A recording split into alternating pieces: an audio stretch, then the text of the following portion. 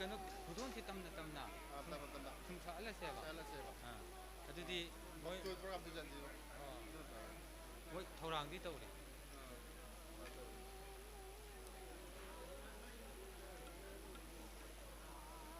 ꯄ꯭ꯔꯣꯒꯥꯝꯁꯤ ꯈꯤꯇꯪ ꯑꯣꯟꯊꯥꯡ ꯄꯣꯊꯥꯡ ꯂꯥꯛꯄꯁꯤꯗ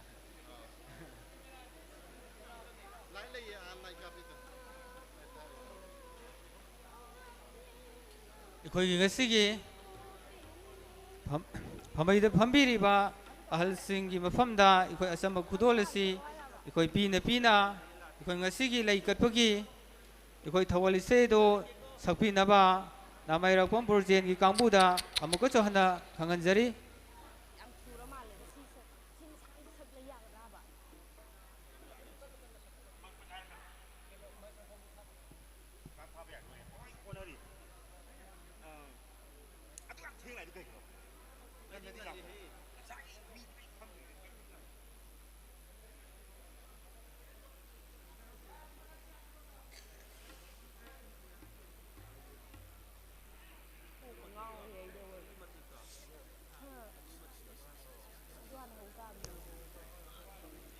ꯑꯗꯨ ꯉꯁꯤꯒꯤ ꯊꯧꯔꯝ ꯑꯁꯤꯒꯤ ꯂꯩ ꯀꯠꯄꯒꯤ ꯑꯩꯈꯣꯏꯒꯤ ꯏꯁꯩ ꯊꯧꯒꯜ ꯑꯁꯤ ꯍꯦꯛ ꯂꯣꯏꯕꯒ ꯑꯩꯈꯣই ꯐꯝꯕꯥꯜ ꯊꯧꯒꯜ ꯏꯁꯩ ꯑꯩꯈꯣꯏ ꯈꯨꯗꯣꯟ ꯇꯝꯒꯅꯤ ꯍꯥꯏꯔꯤꯕ ꯐꯝꯕꯥꯜ ꯊꯧꯒꯜ ꯏꯁꯩ ꯑꯁꯤꯗꯁꯨ ꯑꯉꯣꯝ ꯔꯣꯕꯤꯟꯗ꯭ꯔꯣ ꯀꯥꯡꯕꯨ ꯉꯥꯏꯔꯥꯡꯕꯝ ꯍꯥꯏꯔꯤꯕ ꯃꯤꯑꯣꯏꯁꯤꯡ ꯑꯁꯤꯁꯨ ꯑꯩꯈꯣꯏ ꯊꯧꯔꯥꯡ ꯇꯧꯕꯤꯗꯨꯅ ꯂꯩꯕꯤꯅꯕ ꯈꯪꯍꯟꯖꯔꯤ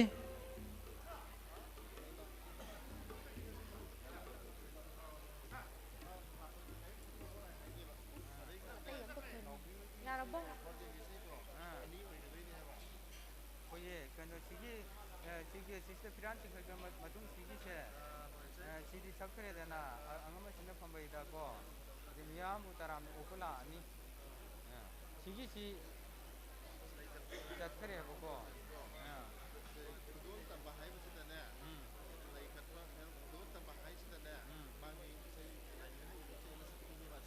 ꯍꯣꯏ ꯑꯗꯨ ꯁꯤꯒꯤ ꯑꯉꯣꯝ ꯔꯣꯕꯤꯟꯗ꯭ꯔꯣꯁꯤ ꯂꯥꯛꯑꯔꯣꯏ ꯍꯥꯏꯔꯒꯗꯤ ꯁꯤꯒꯤ ꯐꯝꯕꯥꯜ ꯊꯧꯒꯜ ꯏꯁꯩꯁꯦ ꯀꯅꯥꯅ ꯑꯃꯨꯛ ꯇꯥꯗꯣꯏꯅꯣ ꯁꯤꯒꯤꯗ ꯑꯥ ꯑꯗꯨ ꯐꯝꯕꯥꯜ ꯊꯧꯒꯜ ꯏꯁꯩꯁꯤ ꯀꯩꯅꯣ ꯇꯧꯗ꯭ꯔꯒꯗꯤ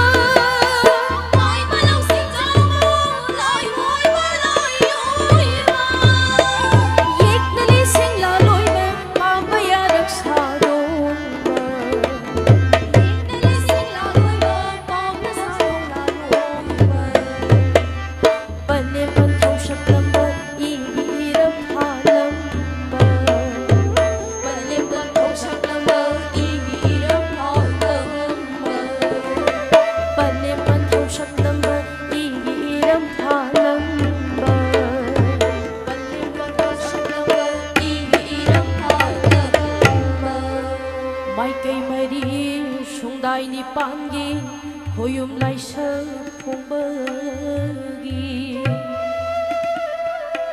ꯍꯣꯔꯖꯩ ꯈꯨꯠꯇ ꯊꯣꯡꯗꯨꯅ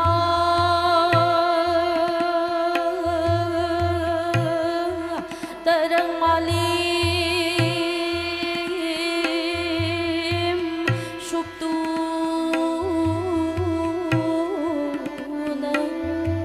ꯍꯨꯝꯂꯦꯟ ꯁꯥꯗꯣꯡ ꯑꯣꯏꯗꯨꯅ ꯌꯥꯏꯕꯤ ꯊꯋꯥꯏ ꯐꯣꯡꯗꯨꯅ 시다 민카이 빠우티바 닝나우빨 뻑다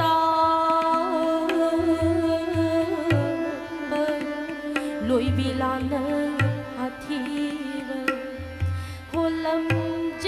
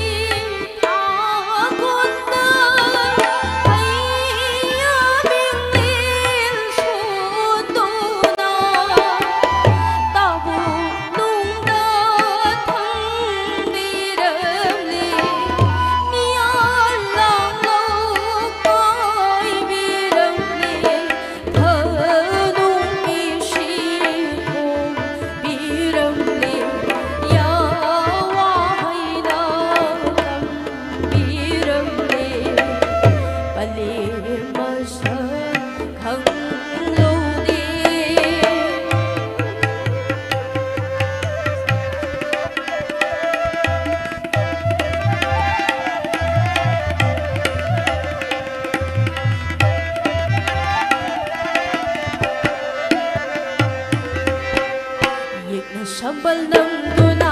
yengna sambal namduna thawjal eri khintuna taibang sintha arumba taibangi sintha arumba punshi thaudang panglamba punshi thaudang panglamba nauri adi laini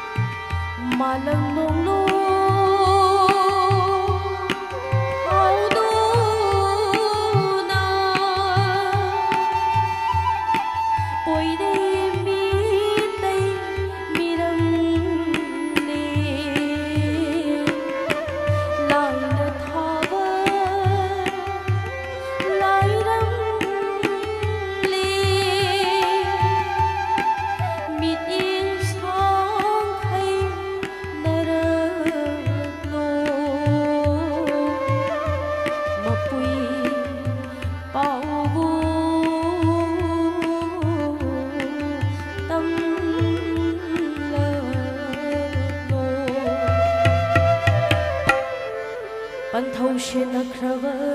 kayagi palim chana nauyopa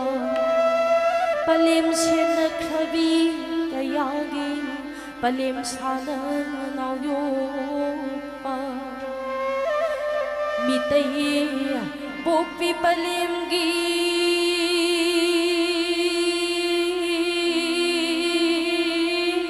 미때이 복비 빨림기 동thiên lấy xa tâm lâm mơ lấy nằm đà lang buông thác lâm mơ hồ lâm giang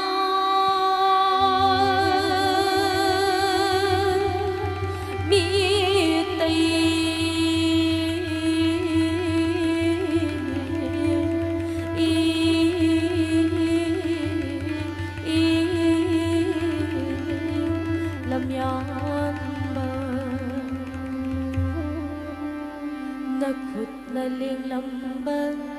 lấy đang đô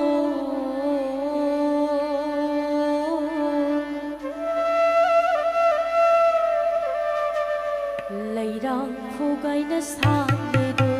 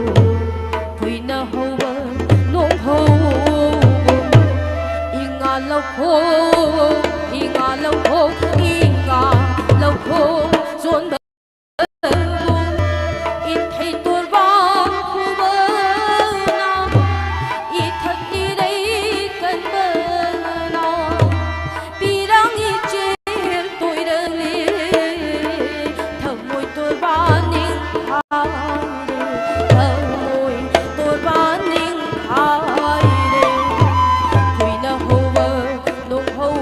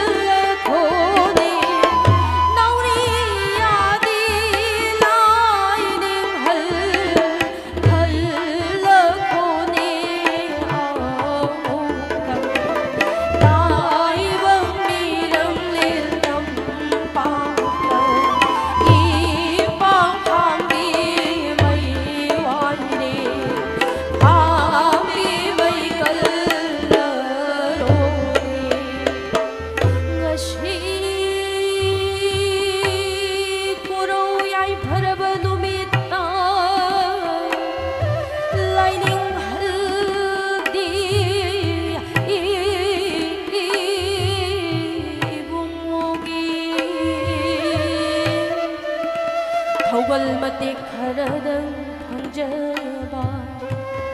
ꯂꯥꯜꯂꯕꯗ ꯉꯥꯛꯄꯤꯌꯨ ꯌꯣꯜꯂꯕꯗ ꯀꯟꯕꯤꯌꯨ ꯍꯥꯏꯗꯨꯅ ꯍꯣꯠꯆꯥꯡꯖꯧ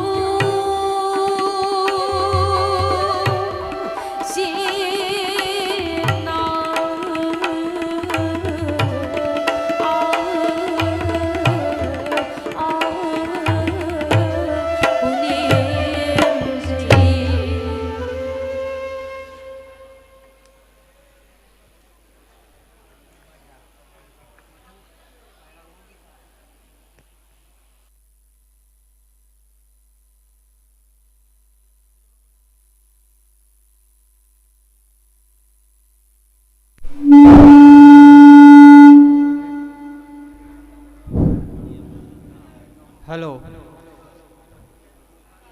ngasiगी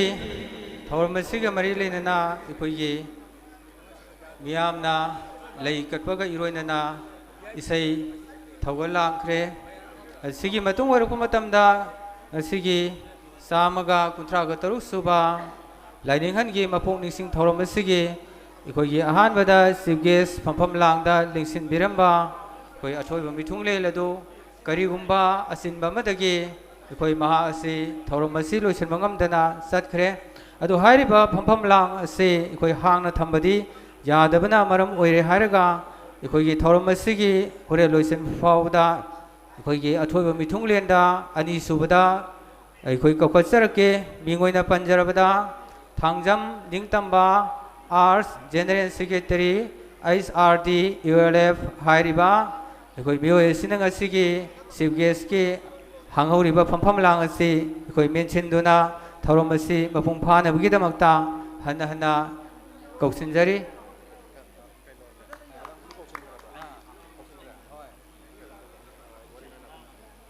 ya kaudi si phampham lang ne tingkhat waidana thangbu yada bugiko si khatre ba kaudi do aduga si do kauksinla again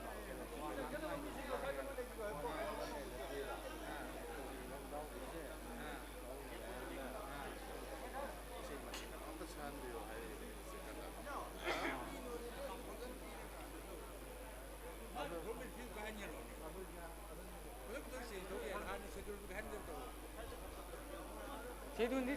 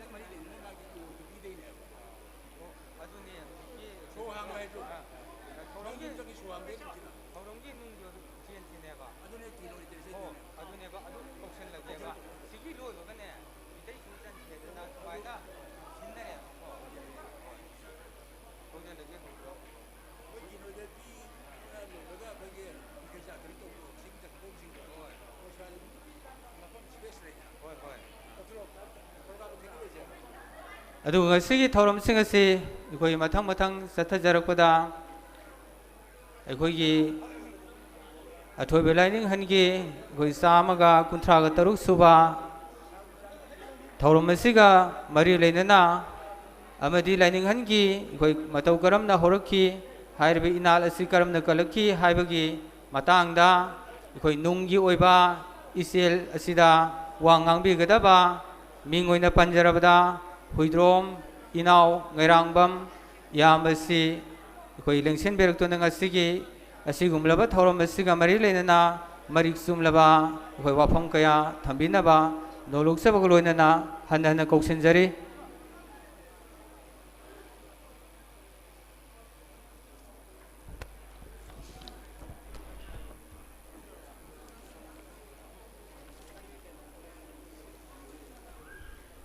Masih Jai Prabha Numit Lainingan Gitsa Magpuntrak Suba Mapo Kumol Tarunga Mari Lainana Isagi Etsin Bakayabu Kaitopi Duna Nasigi Lainingan Gitaromasibu Tawai Haksang Yaunal Lengbiriba Ikai Kunrazaraba Nasigi Dice the Lekat Piriba Nasi Batabak Atsin Bamulay the Gi Hogi Tatayadana Zatkraba Honorable Medical Helen the IPR Minister and Social Family Welfare Minister Sapam Bandan Singabu Aina Harmotari Kai Kunazagolana Dice the Lenkat Piriba Kudimuku Aina Punboina Kai Kunovuri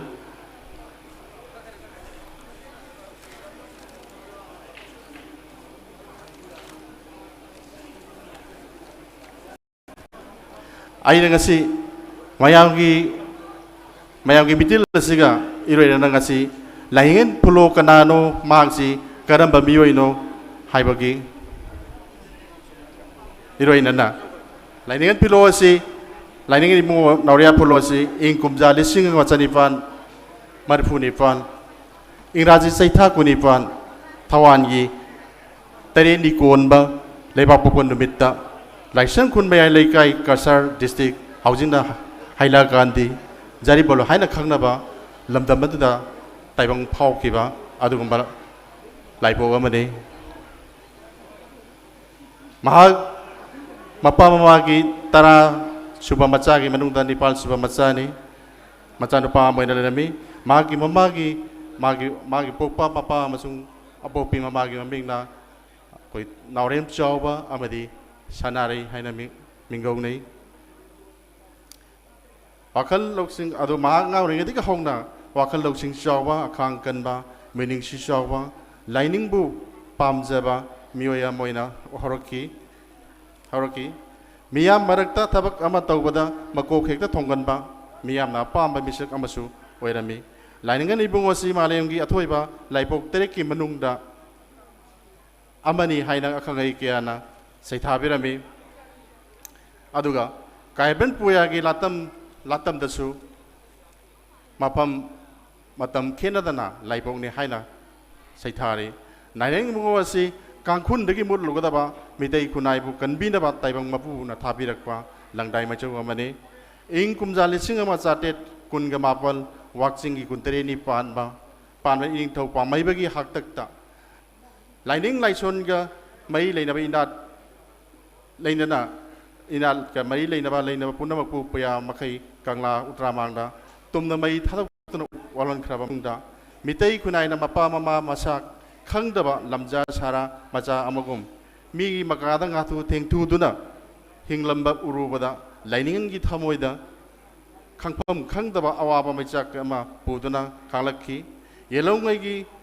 Ipai Puna Chalamba Lining Nijat Aribabu Ahing Nutin Tumba Java Kangdana Tijarakpana Ing Kumjali Singamazapan Kuntra Ingraji Saita Trom Doi Nomizing Nomita Ipai Kubum Hanjinduna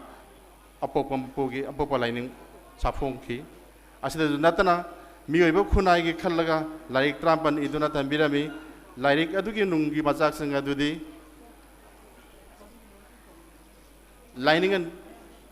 Lining loan, inner loan, semi loan, lambit loan, amasung lengak loan. Lining and Mama Lepak Pokeamuk Nuxibagi Hybadusu, Mani Ubiramba, Iramba Siding, Lyric, Atoba Siring, Lokat Jaraga, Tangaki Mati, Matang Lokat, Siminasi. Mitei Malarabi, Matang Queen Warabi, Nasi Korong Nomita, Lan Yitsin Barakta. Michik Kondita, the Bataivang Nadi Yogdaba. तुरेंगी मपान सेक्साई चांगदोंत्रबान करी वाखल खंदुना करी सेना फंगदुना अंगाविगी मतौगुम लंबोइबिगी मओंगुम तेंथा तेंथा कलिबा हिंग हिंग कलिबा हाइरिबा सैरेंग मतेग असिदा असिमदि लोइबदि नत्रि lining हन करीबु कनादा हाइरिबनो मियामने हेना खंबिरिबनि अदुबु मतमदुगी निथौदि ब्रिटिशकी मियेंग मखादा ममिंगतगी ओइबा निथौनी इमा लमदमदि Milkha पोलिबनि हाइबसे lining नदी खंजरी नेता इराबुगी मांगदा lining हन मसी हाना लाउजख्रबा निंगतंबा कोई मिखा पोनबा लेपा अमगी खोलाव अमनि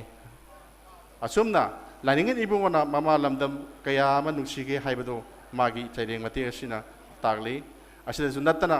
मितै अखोइगी चयोल तरेट की हौफम ओइरिबा नमाइजिंग सिंगना ngalingayda mitay gi hopom mutpa yaroi hainasu haina myamda senglaba paujela piba hauki mama leibang mitay leipaku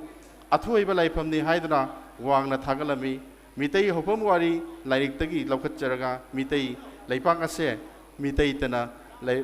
lairibangni haigada banatti malemgi mioi khudingmakna lairibangni haigada bini haina makhu phongna malemda laukhoklami लाउपिरम लिबसे हौजिकी मतमदा खोइना करी लैगे हाइबदु थिगत पिसी अदुगा मालेमदा फोंदोक्तना तांगलासी हाइदना हाइजरगा ngasi मयांग फुदगैना काइना यातंग निजरी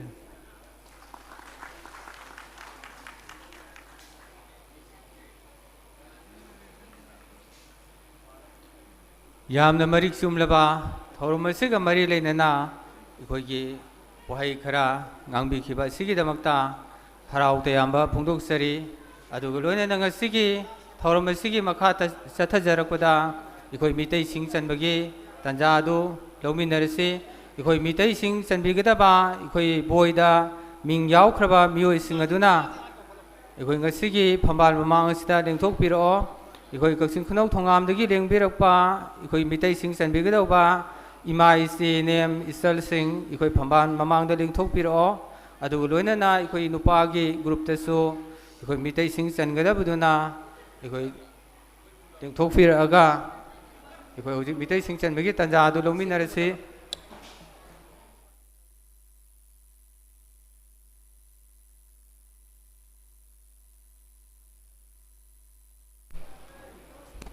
अखोइगी मितै सिंह चनबिगदबा हियांगलम वाबगाई अमदी थोंजाव थोंनावजम अदुगा अखोइगी लांजिंग अचौबा सुगुनु हाइरिबा लमदम असिदगी आइगी खोंबु ओइना लांगमिन्नबसिंग मितै Singh चननबगिदमक्ता same साबिउ लोइनना Kakching खुनौ थोंगामगिसु हाइरिबा सिंगजे नुपी मखैदु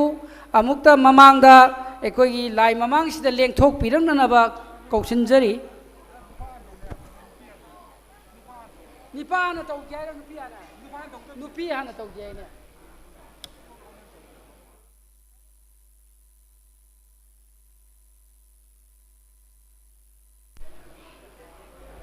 अदुगा निपांगैसु same सादना लैबिउ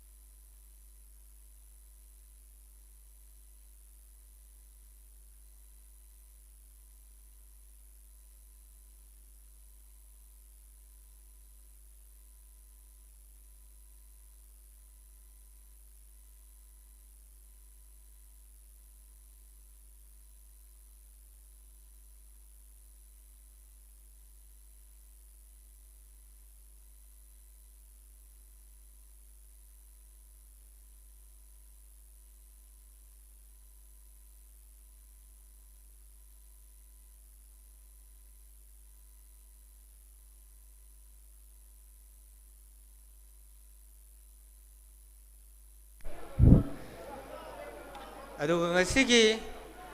ꯊꯧꯔꯝ ꯑꯁꯤꯒ ꯃꯔꯤ ꯂꯩꯅꯅ ꯑꯩꯈꯣꯏꯒꯤ ꯃꯤꯇꯩꯁꯤꯡ ꯆꯟꯕꯤꯒꯗꯕ ꯑꯍꯜ ꯏꯕꯨꯡꯉꯣ ꯃꯤꯡ ꯑꯣꯏꯅ ꯄꯟꯖꯔꯕꯗ ꯃꯨꯇꯨꯝ ꯒꯧꯔ ꯃꯣꯍꯣꯟ ꯇ꯭ꯔꯣꯡ ꯂꯥꯎꯕꯤ ꯃꯥꯏꯕꯔꯦꯜ ꯑꯍꯟ 12 ꯑꯄꯣꯛꯄ ꯃꯔꯨꯞ ꯍꯧꯅꯁꯪ ꯍꯥꯏꯔꯤꯕ ꯑꯍꯜ ꯏꯕꯨꯡꯉꯣ ꯑꯁꯤꯅ ꯉꯁꯤꯒꯤ ꯃꯤꯇꯩꯁꯤꯡ ꯆꯟꯕꯒꯤ ꯊꯧꯔꯝ ꯑꯁꯤ ꯄꯥꯡꯊꯣꯛꯄꯤꯒꯅꯤ ꯍꯥꯏꯔꯤꯕ ꯑꯍꯜ ꯏꯕꯨꯡꯉꯣ ꯑꯁꯤ ꯂꯦꯡꯊꯣꯛꯄꯤꯔꯛꯇꯨꯅ ꯑꯩꯈꯣꯏ ꯃꯤꯇꯩꯁꯤꯡ ꯆꯟꯕꯒꯤ ꯇꯥꯟꯖꯥ ꯑꯗꯨ ꯂꯧꯕꯤꯅꯕ ꯅꯣꯂꯨꯛꯆꯕꯒ ꯂꯣꯏꯅꯅ ꯍꯪꯒꯠꯆꯔꯤ ꯑꯗꯨꯒ ꯃꯁꯤꯒꯤ ꯃꯤꯇꯩꯁꯤꯡ ꯆꯟꯕꯒꯤ ꯏꯃꯥ ꯏꯕꯦꯜꯁꯤꯡꯒꯤ ꯊꯧꯔꯝ ꯑꯁꯤ ꯍꯦꯛ ꯂꯣꯏꯕꯒ ꯑꯩꯈꯣꯏꯒꯤ ꯏꯄꯥ ꯏꯄꯜ ꯅꯨꯄꯥꯁꯤꯡ ꯃꯤꯇꯩꯁꯤꯡ ꯆꯟꯕꯤꯒꯗꯕꯗꯣ ꯑꯩꯈꯣꯏ ꯊꯧꯔꯥꯡ ꯇꯧꯗꯨꯅ ꯂꯩꯕꯤꯅꯕ ꯍꯟꯅ ꯈꯪꯍꯟꯖꯔꯤ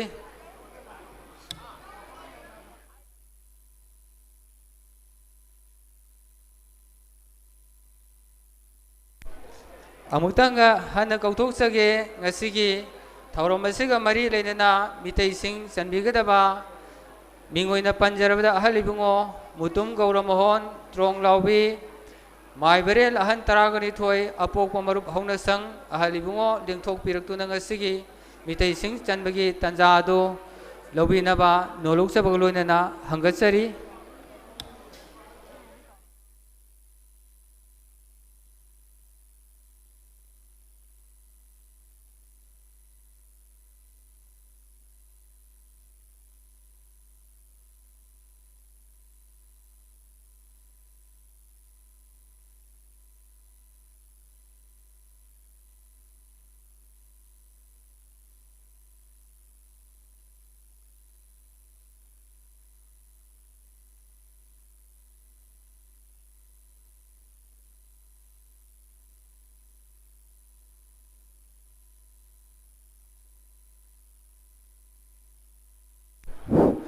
ꯉꯁꯤꯒꯤ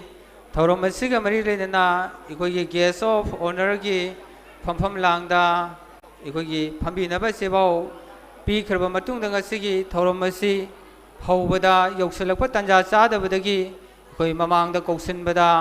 ꯑꯩꯈꯣꯏꯒꯤ ꯐꯝꯐꯝ ꯂꯥꯡꯗ ꯐꯝꯕ ꯌꯥꯎꯍꯧꯗꯕ ꯑꯩꯈꯣꯏꯒꯤ ꯏꯃꯥ ꯃꯤꯡ ꯑꯣꯏꯅ ꯄꯟꯖꯔꯕꯗ ꯁꯦꯔꯥꯝ ꯑꯃꯨꯇꯣꯝꯕꯤ ꯂꯩꯃ ꯍꯩꯉꯥꯡ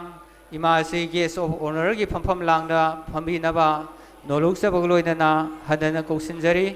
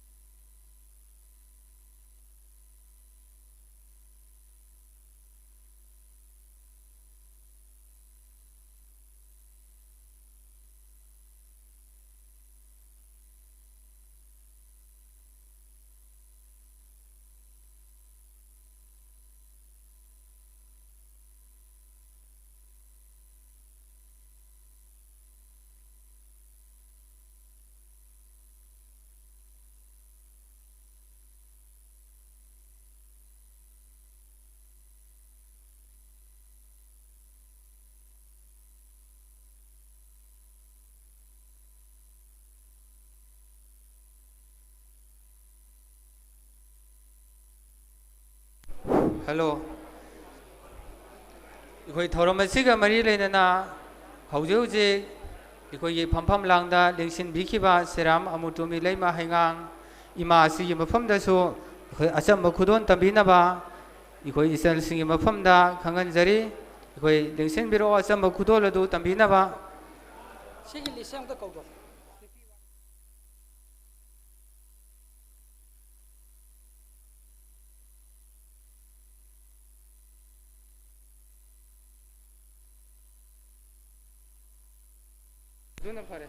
अखोगी एलांगबम ओलिविया चनु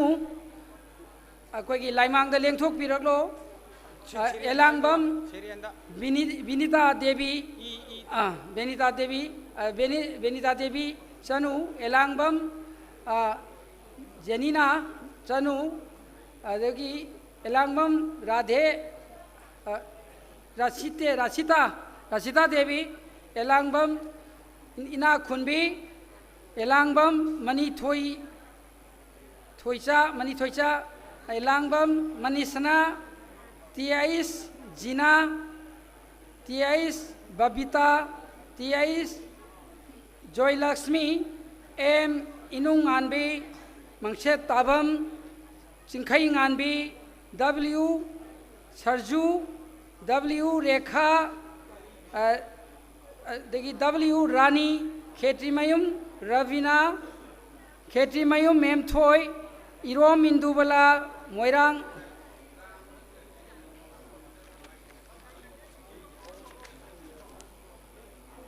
थेन एलांगबम मनोरमा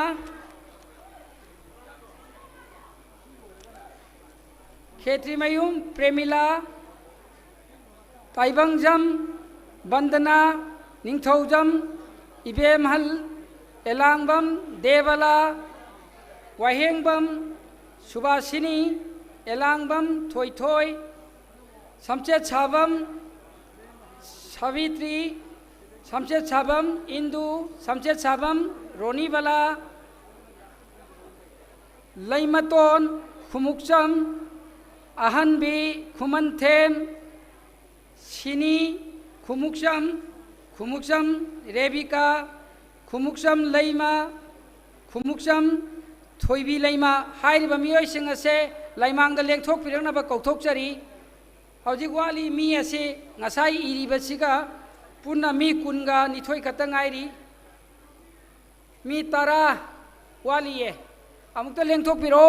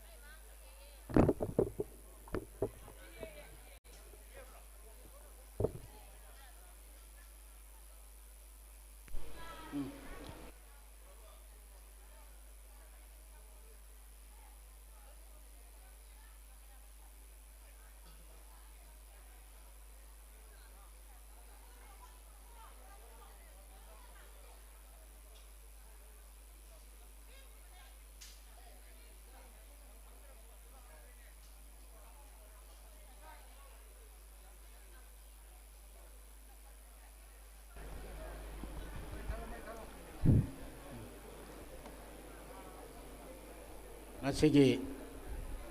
ꯌꯥꯏꯐꯔꯕ ꯅꯨꯃꯤꯠ ꯑꯁꯤꯒꯤ ꯂꯥꯏꯅꯤꯡꯍꯜ ꯏꯕꯨꯡꯉꯣꯒꯤ ꯆꯍꯤꯔꯣꯟꯗ ꯍꯥꯏꯖꯕ ꯇꯥꯏ ꯆꯍꯤꯔꯣꯟ 153 ꯁꯨꯔꯛꯄ ꯃꯥꯒꯤ ꯃꯄꯣꯛ ꯅꯨꯃꯤꯠꯇꯤ 158 ꯍꯥꯏꯕ ꯇꯥꯔꯦ ꯃꯄꯣꯛ ꯅꯨꯃꯤꯠꯇ ꯄꯥꯔꯒꯗꯤ ꯑꯗꯨ ꯆꯍꯤꯔꯣꯟ 153 ꯁꯨꯕ ꯂꯥꯏꯅꯤꯡꯍꯜ ꯏꯕꯨꯡꯉꯣꯅ ꯇꯥꯏꯕꯪ ꯐꯥꯎꯔꯛꯈꯤꯕ ꯅꯨꯃꯤꯠ ꯑꯁꯤꯗ ꯌꯥꯝꯅ ꯌꯥꯏꯐꯕꯒꯤ ꯃꯁꯛ ꯑꯣꯏꯕ ꯌꯥꯏꯐꯕꯒꯤ ꯄꯨꯡꯐꯝ ꯑꯃ ꯑꯣꯏꯔꯛꯏꯕ ꯃꯇꯝꯁꯤꯗ ꯑꯩꯈꯣꯏꯒꯤ ꯑꯄꯣꯛꯄ ꯂꯥꯏꯅꯤꯡꯗ ꯃꯤꯇꯩ ꯃꯁꯛ ꯈꯪꯅꯅꯕ ꯃꯤꯇꯩ ꯑꯣꯏꯗꯨꯅ ꯑꯄꯣꯛꯄ ꯂꯥꯏꯅꯤꯡ ꯆꯠꯆꯒꯦ ꯍꯥꯏꯗꯅ ꯑꯄꯣꯛꯄ ꯂꯥꯏꯅꯤꯡꯒꯤ ꯃꯤꯡꯈꯩ ꯂꯧꯕꯤꯒꯗꯧꯔꯤꯕ ꯄꯨꯝꯅꯃꯛꯀꯤ ꯃꯐꯝꯗ ꯑꯩꯅ ꯀꯔꯤꯒꯨꯝꯕ ꯋꯥꯍꯩ ꯈꯔꯗꯪ ꯊꯝꯖꯒꯦ ꯑꯩ ꯍꯣꯔꯦꯟ ꯑꯩꯅ ꯌꯦꯛ ꯄꯜꯂꯛꯄꯗ ꯏꯁꯥ ꯏꯁꯥꯒꯤ ꯌꯦꯛ ꯍꯥꯏꯕꯤꯔꯣ 사가이 펄럭 뻔마탐다 이사이사기 사가이 하비로 밍 펄럭 뻔마탐다 이사이사기 밍 하비로 아두가 아때이디 에코이 뿐나 아이나 시다기 아둠 하이저라게 아두 에코이 뿐나 마얌 시 코민나시 아둠 아이나 하레 마얌 수 콤비로 사이시 요보다 에코기 리라기 하이링이 콤바이나 에코이 와리 장 마탐 수 콤바 야비르 까니 코둠 따딩아피시 세계 마팜 마탐 시기 영저가 그제 오지막 라기 토람기 마땅 얌나 짜나 비비리바 마탐 마마니 아시군바 마탐 시다 아이코이 토람시 하우나나보기다막 미암 뿜나막 땐비리바 과이 뿜나막 아마디 아이코기 아토이바 판박 탁시다 랭첸 비리바 뿜나막기 야탕나도 막 럭저리 대마마 뿌이 뿌로야 뽀뽀기 마야 탕 불럭저가 아이나 와삭 자나버기 마야마시 와삭 나버기 뿡팜 마드먹 여우럭 마름나 마드먹 아이 하우자라게 마얌 콤비로 홍시다바 마뿌 이붕어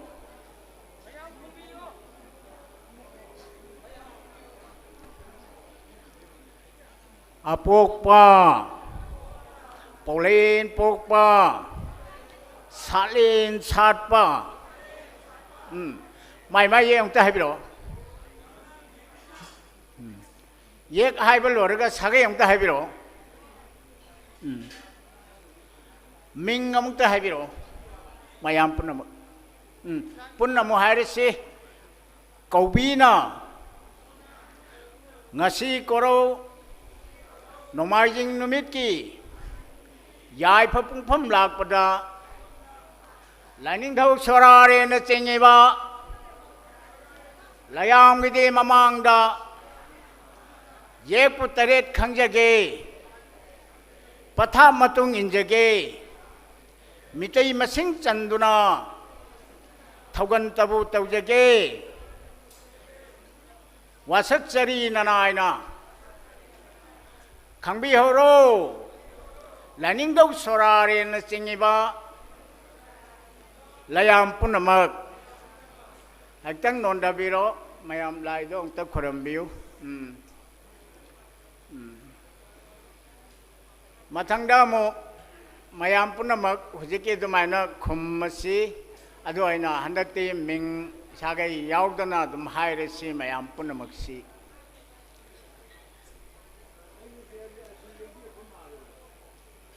ngasi korau Nomaijing numitta laning daw sorare na chengiba layam gidi mamangda korok thakta thamduna khuman luang mangang angom moirang khangan ba sarang lisang thim ibudhau taret makki makha tabu ponduna Tare mangna salamba patha matung injage ipai pu khangjage laigi thogan taujage haidana nanaina liklu liklang pareng ase paidana wasak chari bani adu liklang singado pairaga lairom don chalaga ong to kurambio mayam punam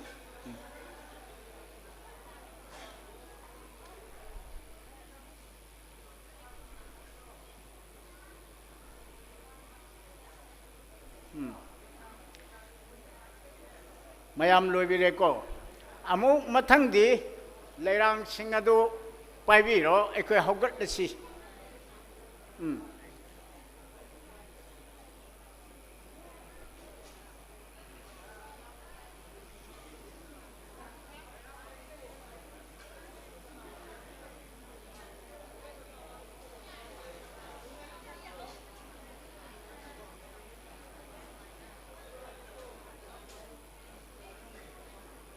mayam hogat po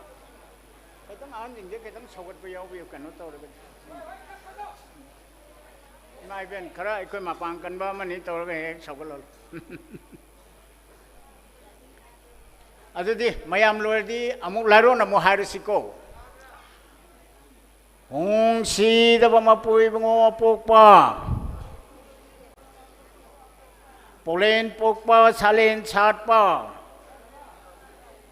Lainin daw sorare na singiba layam punamak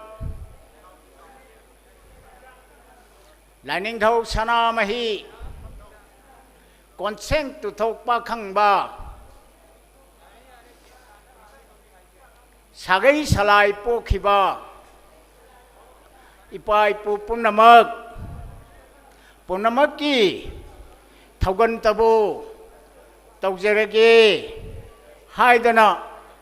nanay na mapui bungogi laikondagi heglakpa nungsi lerang khujokna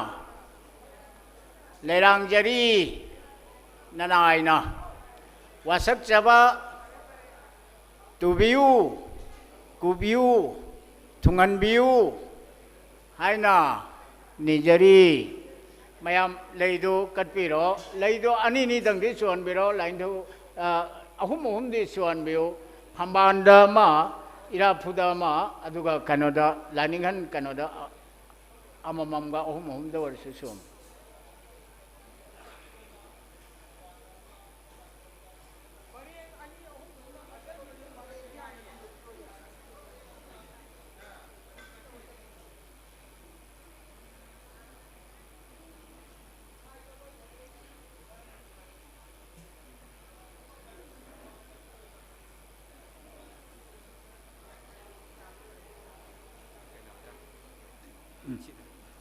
aduga sigi marak thatna ikhoigi mitai sing chanbigedaba ikhoi nupagi group to ikhoi boy da ming panbi khraba sing adu ikhoi thaurang loi sinduna tanja adu launabagi thaurang to biduna lebinaba khanganjari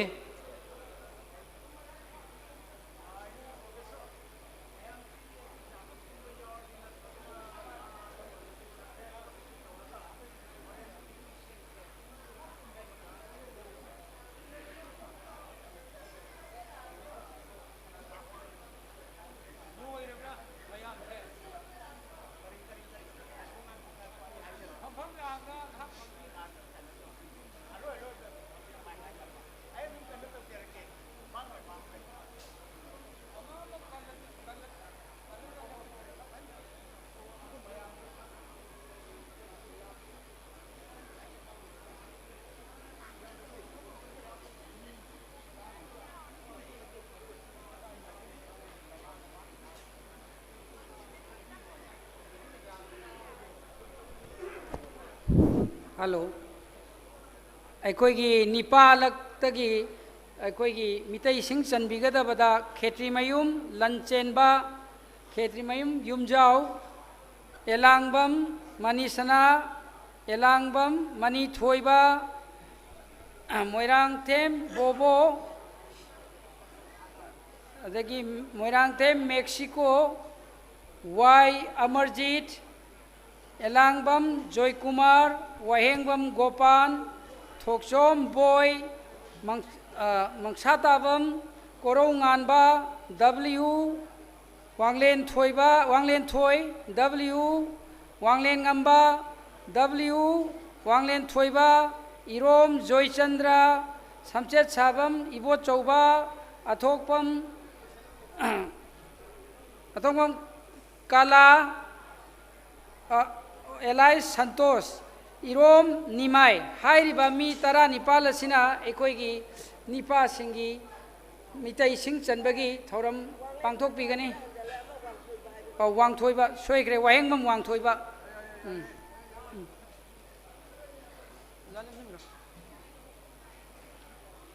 ꯂꯣꯏ ꯐꯝꯗꯈ꯭ꯔꯕ꯭ꯔꯥ ꯉꯥꯏꯔꯦꯟꯁꯤꯡꯗꯣ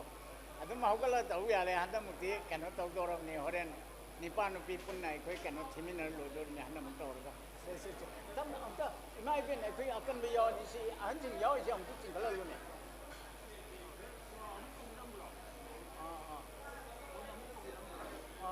ꯋꯥꯁꯛꯄꯁꯤꯃ ꯂꯣꯏꯁꯤꯜꯂꯤ ꯑꯗꯨꯒ ꯍꯣꯔꯦꯟ ꯀꯩꯅꯣ ꯇꯧꯁꯤ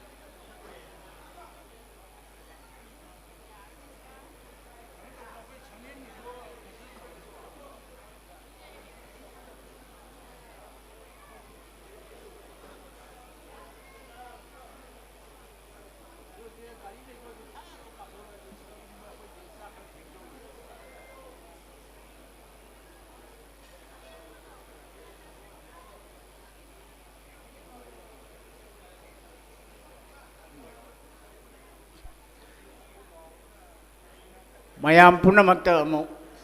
ꯑꯩꯅ ꯍꯧꯅ ꯑꯃꯨꯛ ꯅꯤꯡꯁꯤꯡꯖꯒꯦ ꯑꯩꯅ ꯅꯅꯥꯏ ꯍꯥꯏꯅ ꯍꯣꯔꯦꯟ ꯃꯔꯛꯇ ꯑꯃ ꯌꯥꯎꯔꯛꯀꯅꯤ ꯑꯗꯨꯗ ꯃꯤꯡꯗꯨ ꯏꯁꯥ ꯏꯁꯥꯒꯤ ꯃꯤꯡ ꯑꯩꯅ ꯍꯥꯏꯖꯔꯛꯑꯒꯦ ꯑꯗꯨꯝ ꯃꯤꯡ ꯍꯥꯏꯔꯀꯥꯟꯗ ꯏꯁꯥ ꯏꯁꯥꯒꯤ ꯃꯤꯡꯗꯣ ꯍꯥꯏꯕꯤꯔꯣ ꯑꯗꯨꯒ ꯑꯇꯩꯗꯤ ꯂꯣꯏꯅ ꯃꯥꯟꯅꯅ ꯈꯨꯝꯃꯤꯟꯅꯔꯁꯤ ꯍꯧꯔꯁꯤ ꯃꯌꯥꯝ ꯄꯨꯝꯅꯃꯛ ꯃꯥꯟꯅꯅ ꯈꯨꯝꯕꯤꯔꯣ ngasi korau numita nanai ming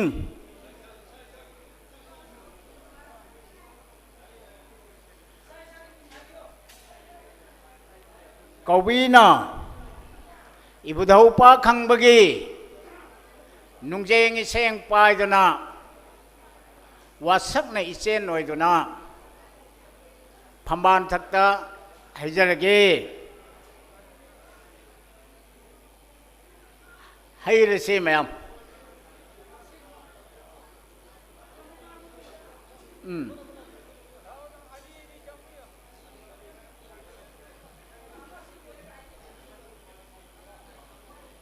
ani hum tawra changalo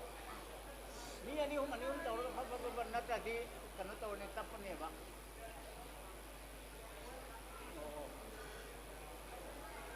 ni dumai tami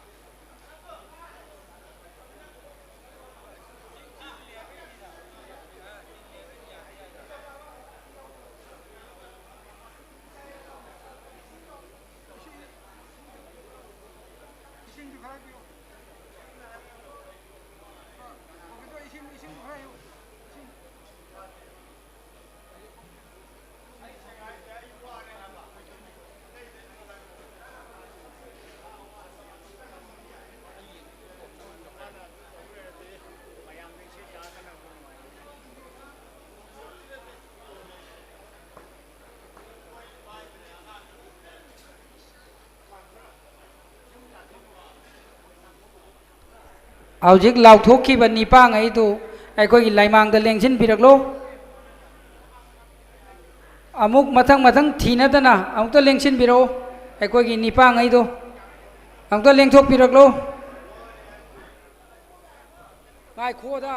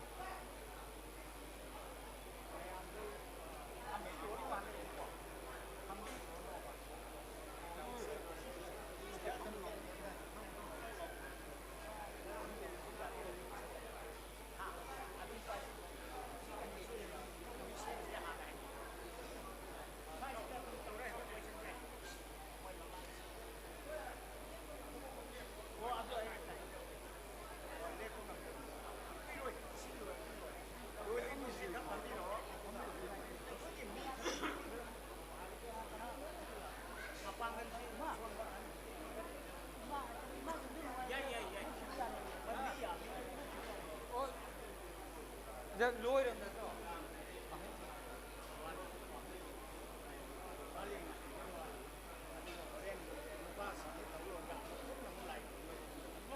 ꯑꯗꯨ ꯑꯣꯏꯗꯤ ꯈꯖꯤꯛꯇꯪ ꯊꯩꯗꯣꯛ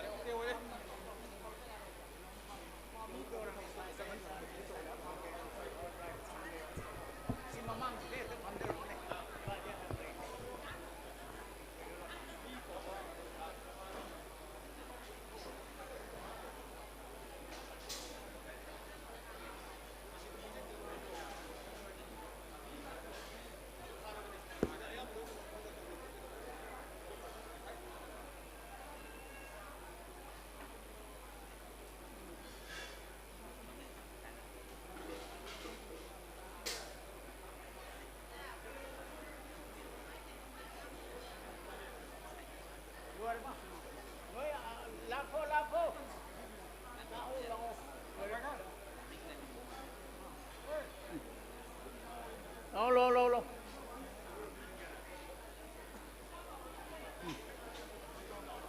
Mayam mo hagala si duga dum le sale. O aja ahli hum se sabot ne ba na ko duwa na ko. Ahli lama ni si de sabot de du.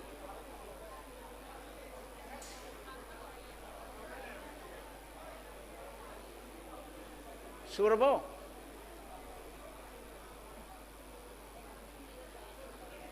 mapung phadana le horani ni moido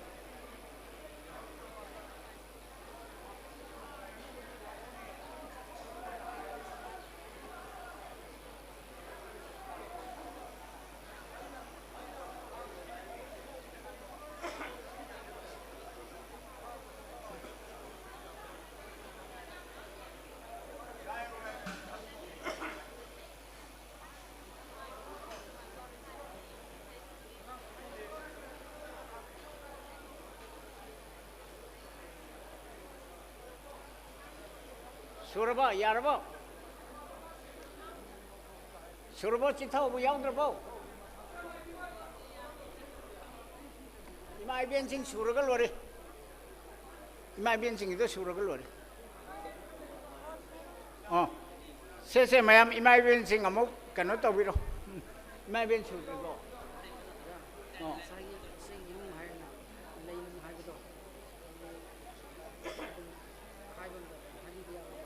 Kari. Iya, ada di lerang. Pada kon ngana sih. Tobong tahu jadi. Si mayam amuk kumbiro ko mayam pun nama apu dah kubani Londona.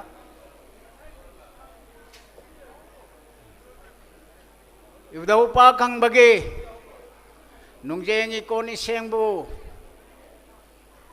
Pemban thakta hijari,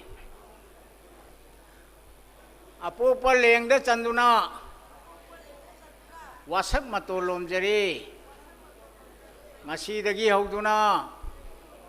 ahan jatangin jari,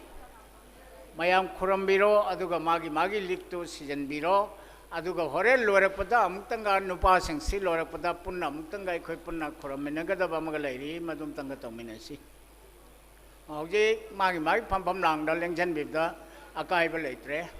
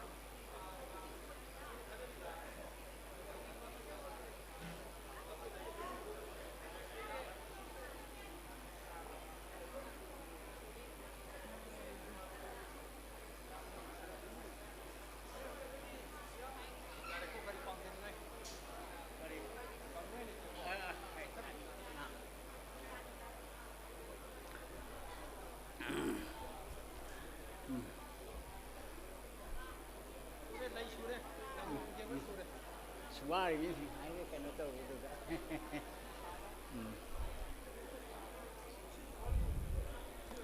mayam punamaksi ngasai ima singida aikona tawkhiba wasakhiba dumaina horenaina yek hairakpada isa isagi yek haibiro sagai hairakpa matamda isa isagi sagai haibiro ming hairakpa matamda isa isagi ming haibiro ataidi ekoi punna dum khominasi kanagumba khangdaba angangsing yauragadi yektumak khangdaba waragadi madu angangsing idugi madu yektu tangairaga kano aikhogi sagaido dum panbiro mingduga haurasi mayam punamak aikoi chammanaba yaragadi khonthangdoina aikoi mapuda khurambiro khurumbagi khubak ani lonbiro aduga aikoi haurasi mapu ibungoda somda khitang mai onjan biraga khajik aikoi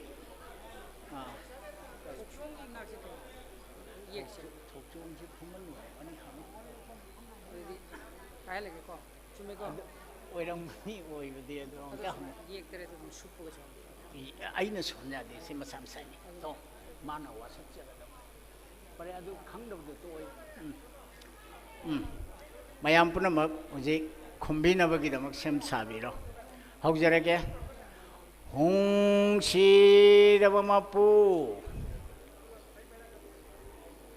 이붕어 아복과 Polin, Pokpa,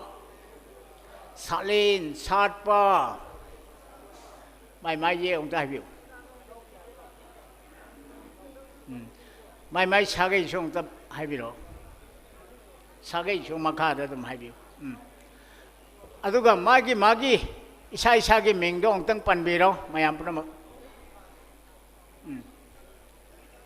마양 부르마 콤비로, kau보나 ngasi korau nomaijing nometki yai phapungpham lakpada lining dau sorare na singiba layam gidi mamangda ye putaret khangjege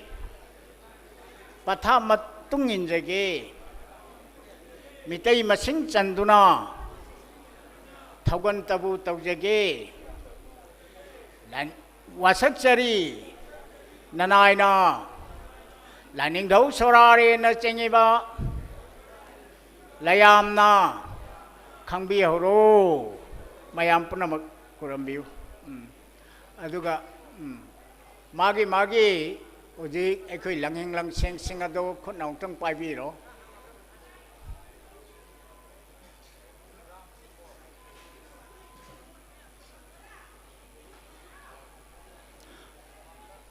바이비라가디 어제 뭐 에이 안강시 떨장 띠잉비요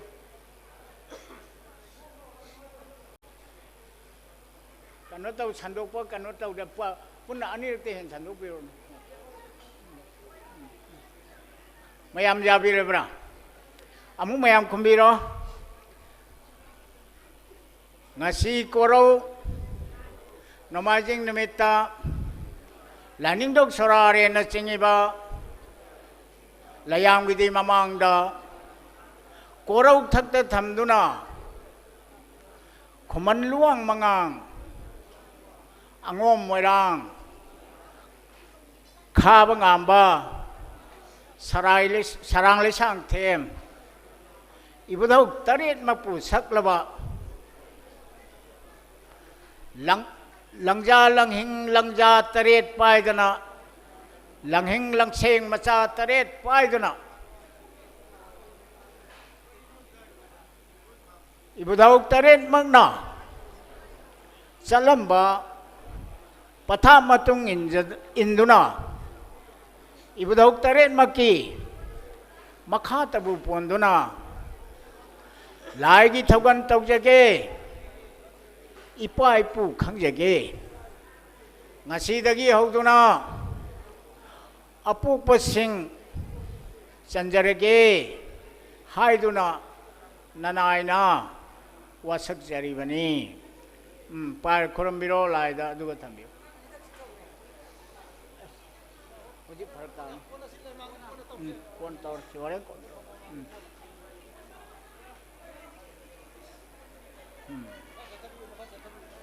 ꯑꯗꯨꯗꯤ ꯃꯈꯥ ꯑꯃꯨꯛ ꯃꯌꯥꯝ ꯄꯨꯝꯅꯃꯛ ꯈꯨꯝꯃꯤꯟꯅꯔꯁꯤ ꯍꯟꯗꯛꯁꯨ ꯑꯃꯨꯛ ꯃꯥꯒꯤ ꯃꯄꯥꯗꯨ ꯊꯝꯕꯤꯔꯣ ꯁꯤ ꯃꯌꯥꯝ ꯄꯨꯝꯅꯃꯛ ꯈꯨꯝꯃꯤꯟꯅꯔꯁꯤ ꯍꯣꯡꯁꯤꯗꯕ ꯃꯄꯨ ꯏꯕꯨꯡꯉꯣ ꯄꯣꯛꯄ ꯄꯣꯂꯦꯟ ꯄꯣꯛꯄ ꯁꯥꯂꯦꯟ ꯁꯥꯠꯄ ꯂꯥꯏꯅꯤꯡꯊꯧ ꯁꯣꯔꯥꯔꯦꯟꯅꯆꯤꯡꯉꯤꯕ ꯂꯌꯥꯝ ꯄꯨꯝꯅꯃꯛ ꯂꯥꯏꯅꯤꯡꯊꯧ ꯁꯅꯥꯃꯍꯤ ꯀꯣꯟꯁꯦꯟ ꯇꯨꯊꯣꯛꯄ ꯈꯪꯕ ꯁꯥꯒꯩ ꯁꯂꯥꯏ ꯄꯣꯛꯈꯤꯕ ꯏꯄꯥ ꯏꯄꯨ ꯄꯨꯝꯅꯃꯛꯀꯤ ꯊꯧꯒꯟꯇꯕꯨ ꯇꯧꯖꯔꯒꯦ ꯍꯥꯏꯗꯅ ꯅꯅꯥꯏꯅ ꯃꯄꯨ ꯏꯕꯨꯡꯉꯣꯒꯤ ꯂꯩꯀꯣꯟꯗꯒꯤ ꯍꯦꯛꯂꯛꯄ ꯅꯨꯡꯁꯤ ꯂꯩꯔꯥꯡ ꯈꯨꯖꯣꯛꯅ ꯂꯩꯔꯥꯡꯖꯔꯤ ꯅꯅꯥꯏꯅ ꯋꯥꯁꯛꯆꯕ ꯊꯨꯡꯍꯟꯕꯤꯌꯨ ꯇꯨꯕꯤꯌꯨ ꯀꯨꯕꯤꯌꯨ ꯍꯥꯏꯅ ꯅꯤꯖꯔꯤ ꯃꯄꯨ ꯏꯕꯨꯡꯉꯣꯗ ꯈꯨꯔꯨꯝꯕꯤꯔꯣ ꯑꯗꯨꯒ ꯂꯩꯔꯥꯡꯗꯨ ꯄꯥꯏꯔꯒ ꯃꯐꯝ ꯐꯝꯕꯥꯟꯗ ꯍꯥꯟꯅ ꯍꯥꯞꯄꯤꯔꯣ ꯃꯊꯪꯗ ꯏꯔꯥꯐꯨꯗ ꯍꯥꯞꯄꯤꯔꯣ ꯃꯊꯪꯗ ꯑꯩꯈꯣꯏꯒꯤ ꯂꯥꯏꯅꯤꯡꯊꯧꯒꯤ ꯀꯩꯅꯣꯗ ꯈꯨꯕꯝꯁꯤꯗ ꯍꯥꯞꯄꯤꯔꯣ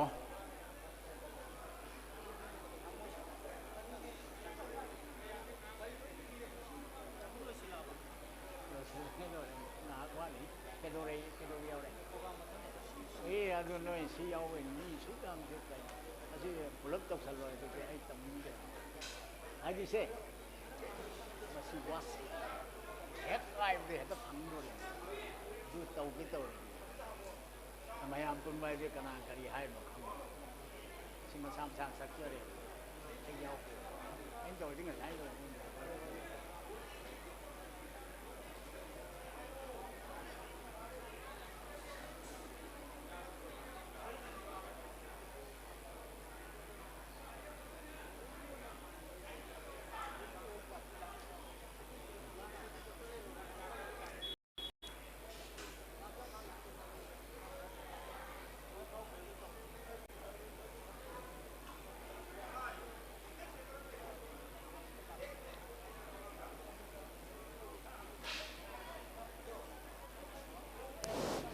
हेलो हेलो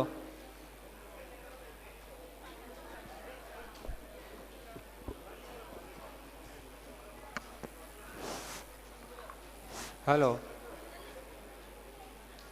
ꯑꯗꯨꯒ ꯉꯁꯤꯒꯤ ꯊꯧꯔꯝ ꯑꯁꯤꯒꯤ ꯍꯧꯖꯤꯛ ꯑꯩꯈꯣꯏ ꯅꯨꯄꯥꯁꯤꯡꯒꯤ ꯑꯣꯏꯕ ꯃꯤꯇꯩꯁꯤꯡ ꯆꯟꯕꯒꯤ ꯊꯧꯔꯝ ꯑꯁꯤ ꯍꯦꯛ ꯂꯣꯏꯕꯒ ꯑꯩꯈꯣꯏꯒꯤ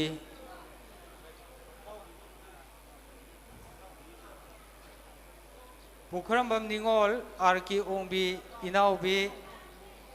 ꯂꯩꯃꯒꯤ ꯀꯥꯡꯕꯨꯒꯤ ꯑꯩꯈꯣꯏ ꯊꯧꯒꯜ ꯏꯁꯩ ꯁꯛꯄꯤꯅꯕ ꯑꯩꯈꯣꯏ ꯊꯧꯔꯥꯡ ꯇꯧꯕꯤꯅꯕ ꯅꯣꯔꯨꯛꯆꯕꯒ ꯂꯣꯏꯅꯅ ꯈꯪꯍꯟꯖꯔꯤ ꯑꯃꯨꯛꯇꯪ ꯍꯟꯅ ꯅꯤꯡꯁꯤꯡꯖꯒꯦ ꯑꯩꯈꯣꯏ ꯉꯁꯤꯒꯤ ꯊꯧꯔꯝ ꯑꯁꯤꯒ ꯃꯔꯤ ꯂꯩꯅꯅ ꯍꯧꯖꯤꯛ ꯑꯩꯈꯣꯏ ꯃꯤꯇꯩꯁꯤꯡ ꯆꯟꯕꯒꯤ ꯊꯧꯔꯝ ꯄꯥꯡꯊꯣꯛꯂꯤꯕ ꯑꯁꯤ ꯍꯦꯛ ꯂꯣꯏꯕꯒ ꯑꯩꯈꯣꯏ ꯏꯃꯥ ꯏꯅꯥꯎꯕꯤ ꯀꯥꯡꯕꯨꯒꯤ ꯑꯩꯈꯣꯏ ꯏꯁꯩ ꯃꯌꯥꯝꯁꯤ ꯂꯣꯏꯁꯤꯜꯂꯛꯑꯕꯅꯤꯅ ꯍꯧꯖꯤꯛ ꯑꯃꯨꯛ ꯑꯩ ꯃꯈꯥ ꯆꯠꯊꯖꯔꯛꯀꯦ ꯅꯅꯥꯏ ꯍꯥꯏꯔꯒ ꯃꯤꯡ ꯄꯜꯂꯛ ꯃꯇꯝꯗ ꯏꯁꯥ ꯃꯤꯡꯗꯣ ꯉꯁꯥꯏ ꯑꯗꯨꯃꯥꯏꯅ ꯑꯃꯨꯛꯇꯒ ꯄꯟꯕꯤꯕ ꯇꯥꯏ ꯑꯗꯨ ꯄꯨꯝꯅꯃꯛꯇꯤ ꯑꯇꯩꯗꯤ ꯑꯩꯈꯣই ꯍꯥꯟꯅꯒꯨꯝꯅ ꯑꯩꯈꯣꯏ ꯄꯨꯟꯅ ꯑꯃꯨꯛ ꯈꯨꯝꯃꯤꯟꯅꯁꯤ ꯍꯧꯖꯤꯛ ꯍꯧꯖꯔꯛꯑꯒꯦ ngasi korau nomajing namita nanai iming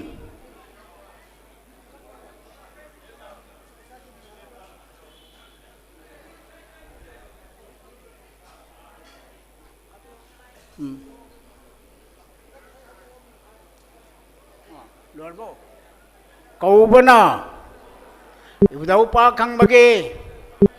nungjeng iseng paiduna wasang na isen oiduna ꯐꯝꯕꯥꯜ ꯊꯛꯇ ꯍꯩꯖꯔꯒꯦ ꯁꯤ ꯃꯌꯥꯝ ꯂꯦꯡꯖꯟꯕꯤꯌꯨ ꯏꯔꯨ ꯏꯁꯤꯡ ꯍꯥꯞꯄꯟꯕꯤꯌꯨ ꯃꯌꯥꯝ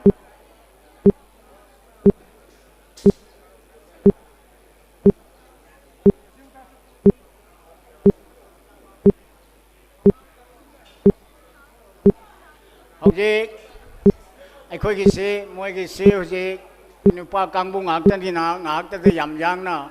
ꯑꯩꯈꯣꯏꯒꯤ ꯏꯔꯨ ꯏꯁꯤꯡꯒꯤ ꯐꯝꯕꯥꯜꯗ ꯀꯠꯄ ꯍꯩꯕꯁꯤ ꯑꯩꯒꯤ ꯋꯥꯁꯛꯄꯒꯤ ꯑꯗꯨꯒꯨꯝꯕ ꯏꯕꯨꯙꯧ ꯈꯪꯕꯒꯤ ꯅꯨꯡꯖꯦꯡ ꯄꯥꯏꯗꯅ ꯋꯥꯁꯛꯄꯒꯤ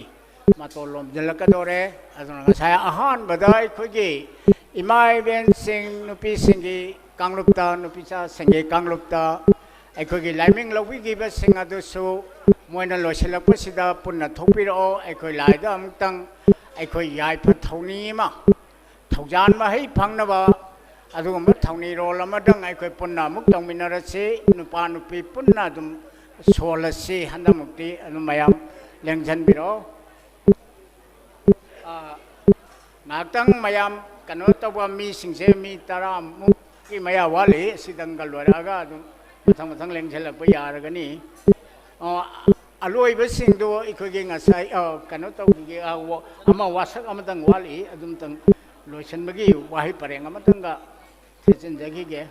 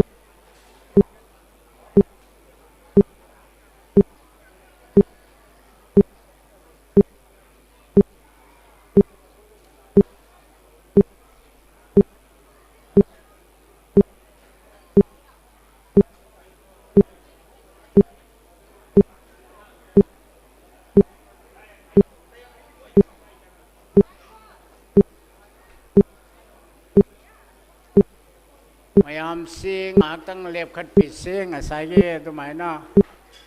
ꯇꯧꯔꯒ ꯃꯣꯏ ꯂꯣꯏꯁꯤꯜꯂꯛꯑꯦ ꯑꯅꯤꯗ ꯉꯥꯏꯁꯤꯜꯂꯛꯑꯦ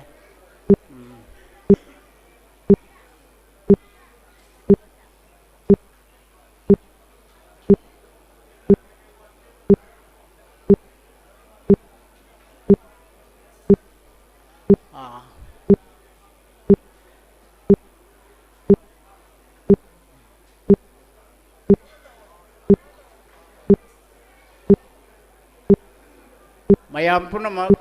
ꯑꯃꯨꯛ ꯍꯟꯅ ꯈꯨꯝꯃꯤꯟꯅꯔꯁꯤ ꯃꯌꯥꯝ ꯍꯥꯏꯕꯤꯕ ꯑꯩ ꯍꯟꯗꯛꯃꯨꯛ ꯑꯩꯅ ꯃꯌꯥꯝꯗ ꯑꯗꯨꯝ ꯑꯩ ꯈꯨꯠ ꯍꯥꯏꯖꯔꯛꯑꯒꯦ ꯑꯗꯨꯒ ꯃꯌꯥꯝ ꯑꯗꯨꯝ ꯈꯨꯝꯕꯤꯔꯣ ꯅꯅꯥꯏꯅ ꯎꯙꯧ ꯈꯪꯕꯒꯤ ꯅꯨꯡꯖꯦꯡ ꯏꯁꯦꯡ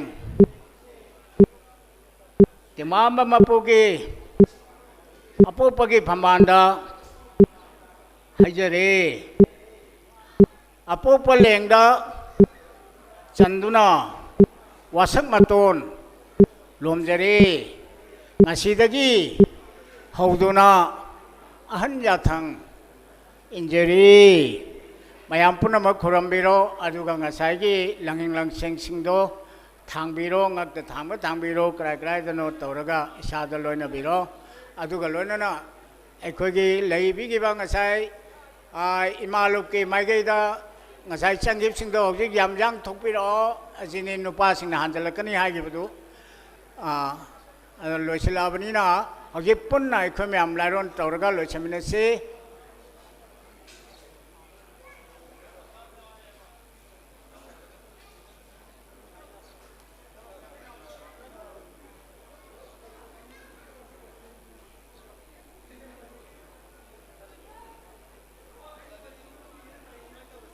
पुलप तौरने अदु मोय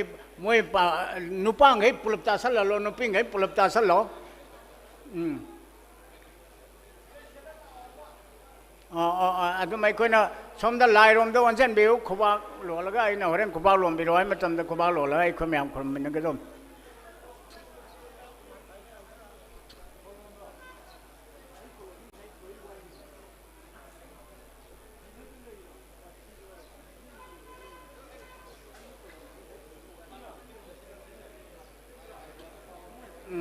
ꯑꯁꯣꯝꯗ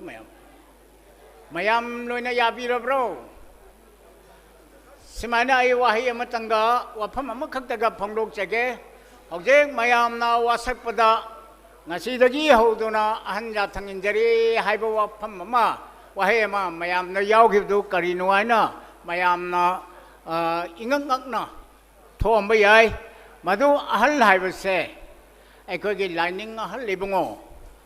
ꯃꯤꯡ ꯑꯣꯏꯅ ꯄꯟꯖꯔꯔꯣꯏ ꯃꯌꯥꯝꯅ ꯉꯁꯤ ꯑꯩꯈꯣꯏꯒꯤ ꯊꯧꯔꯝ ꯄꯥꯡꯊꯣꯛꯏꯕꯁꯤꯒꯤ ꯃꯇꯨꯡ ꯏꯟꯕ ꯑꯃꯁꯨꯡ ꯏꯕꯨꯙꯧꯁꯤꯡ ꯂꯥꯏꯑꯣꯏꯈ꯭ꯔꯕ ꯏꯕꯨꯙꯧꯁꯤꯡꯒꯤ ꯃꯣꯏꯅ ꯍꯥꯏꯔꯝꯕꯁꯤꯡ ꯑꯗꯨ ꯑꯩꯈꯣꯏ ꯉꯁꯥꯏ ꯑꯩꯈꯣꯏꯅ ꯋꯥꯁꯛꯄꯗ ꯌꯥꯎꯈꯤꯕꯁꯤꯡ ꯑꯗꯨꯅꯤ ꯑꯗꯨꯅ ꯃꯣꯏꯒꯤ ꯌꯥꯊꯪꯗꯨ ꯑꯩꯈꯣꯏ ꯏꯟꯅ ꯉꯥꯛꯅ ꯆꯠꯆꯔꯒꯦ ꯍꯥꯏꯗꯨꯅ ꯑꯩꯈꯣꯏ ꯍꯥꯏꯖꯔꯤꯕꯅꯤ ꯍꯧꯖꯤꯛꯇꯤ ꯃꯌꯥꯝ ꯄꯨꯝꯅꯃꯛꯁꯤ ꯑꯃꯨꯛ ꯑꯩꯈꯣꯏ ꯈꯨꯕꯥꯛꯇꯨ ꯂꯣꯟꯕꯤꯔꯣ ꯑꯗꯨꯒ ꯑꯩꯈꯣꯏ ꯄꯨꯟꯅ ꯊꯤꯃꯤꯟꯅꯁꯤ ꯑꯗꯨ ꯃꯌꯥꯝ ꯄꯨꯝꯅꯃꯛꯁꯨ ꯈꯨꯝꯕꯤꯔꯣ ꯍꯧꯔꯁꯤꯀꯣ ꯃꯌꯥꯝ ꯄꯨꯝꯅꯃꯛ ꯄꯨꯛꯅꯤꯡ ꯆꯪꯅ ꯃꯄꯨ ꯏꯕꯨꯡꯉꯣꯒꯤ ꯊꯧꯖꯥꯜ ꯐꯪꯖꯒꯦ ꯍꯥꯏꯅ ꯃꯤꯌꯥꯝꯒꯤ ꯄꯨꯛꯅꯤꯡꯗ ꯁꯦꯡꯅ ꯑꯩꯈꯣꯏ ꯋꯥꯈꯜ ꯇꯧꯕꯤꯔꯣ ꯃꯗꯨꯒꯤ ꯋꯥꯈꯜꯗꯨꯗ ꯂꯩꯕꯤꯔꯣ ꯃꯌꯥꯝ ꯄꯨꯝꯅꯃꯛ ꯄꯨꯛꯅꯤꯡ ꯆꯣꯏꯕꯤꯒꯅꯨ ꯃꯄꯥꯟꯗꯒꯤ ꯃꯌꯥꯝꯁꯨ ꯃꯇꯥꯡꯁꯤ ꯈꯖꯤꯛꯇꯪ ꯑꯩꯈꯣꯏꯒꯤ ꯋꯥꯁꯛ ꯋꯥꯔꯦꯞꯇꯅ ꯃꯄꯨ ꯏꯕꯨꯡꯉꯣꯗ ꯊꯧꯅꯤꯖꯔꯤꯕꯒꯤ ꯃꯇꯥꯡꯁꯤ ꯈꯖꯤꯛꯇꯪ ꯋꯥꯔꯤ ꯃꯇꯥꯡ ꯈꯤꯇꯪ ꯂꯦꯞꯄꯤꯔꯒ ꯃꯌꯥꯝꯒꯤ ꯊꯧꯖꯥꯜ ꯑꯁꯤ ꯑꯩꯈꯣꯏ ꯄꯨꯝꯅꯃꯛꯁꯨ ꯃꯤꯌꯥꯝ ꯁꯤꯕꯨ ꯐꯪꯅꯅꯕꯒꯤꯗꯃꯛ ꯑꯩꯈꯣꯏꯁꯨ ꯌꯥꯎꯅ ꯃꯈꯣꯏꯒꯤꯗꯃꯛ ꯊꯧꯖꯥꯟꯃꯤꯟꯅꯁꯤ ꯍꯥꯏꯕ ꯋꯥꯐꯝ ꯑꯗꯣ ꯑꯩ ꯊꯝꯖꯔꯤ ꯃꯌꯥꯝꯗ ꯄꯨꯝꯅꯃꯛꯄꯨ ꯉꯥꯛꯄꯤꯒꯅꯤ ꯈꯖꯤꯛꯇꯪ ꯈꯣꯟ ꯈꯤꯇꯪ ꯃꯌꯥꯝꯗ ꯊꯝꯖꯈꯤꯕꯒꯤꯗꯃꯛ ꯋꯥꯔꯧꯕꯤꯔꯣꯏ ꯍꯥꯏꯅ ꯑꯩ ꯋꯥꯔꯧꯕꯤꯅꯨ ꯍꯥꯏꯅ ꯑꯩ ꯃꯌꯥꯝꯗ ꯑꯗꯨꯝ ꯑꯩ ꯊꯝꯖꯔꯤ ꯅꯣꯟꯖꯔꯤ ꯍꯧꯔꯁꯤ ꯃꯌꯥꯝ ꯑꯩꯈꯣꯏꯒꯤ ꯂꯩꯔꯤꯕ ꯋꯥꯁꯛꯃꯤꯟꯅꯈꯤꯕ ꯃꯌꯥꯝꯗꯣ ꯏꯄꯨꯔꯣꯏꯗꯤ ꯏꯕꯨꯡꯉꯣ ꯅꯅꯥꯏ ꯑꯣꯏꯅ ꯂꯩꯖꯒꯦ ꯂꯥꯏꯅꯤꯡꯊꯧꯗꯤ ꯏꯕꯨꯡꯉꯣ ꯄꯨꯛꯅꯤꯡ ꯆꯦꯠꯅ ꯅꯤꯡꯖꯒꯦ 이붕어기 우망다 레랑 때부 어이두나 하우저라게 레꼰다 kumja matam naidana nuksile na mohen biu lekalang na sasage lerang lenam chalhan biu thaujan tabu phangjage ibungogi lam chatna khoimu khoibu oibiro lerang lerek chuptuna thaujan mahe pibiro 잔자로의 레만보 이붕오기 타우자나 바타자로의 레나부 따이벙마샤랑마나 아요라란 낙비요 랑자버 키비꼬비요 니자마해 피나비요 타우잔 미잉 따비요 타우잔 레분 짜이타비요 나나요이나 부신비우 옹시다바시다바시 마얌 뿌나마 코롬비로 나시기디 와삭 버김 사이다 마톨로마시 마얌 뿌나마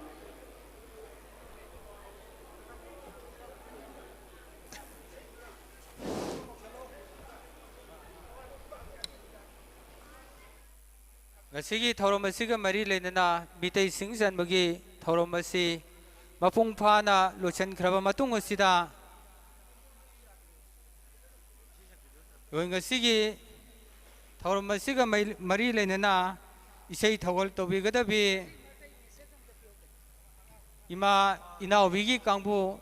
ikoi ngasigi phambal mamang asida thokpiraktuna isei thawal adu pangthokpinaba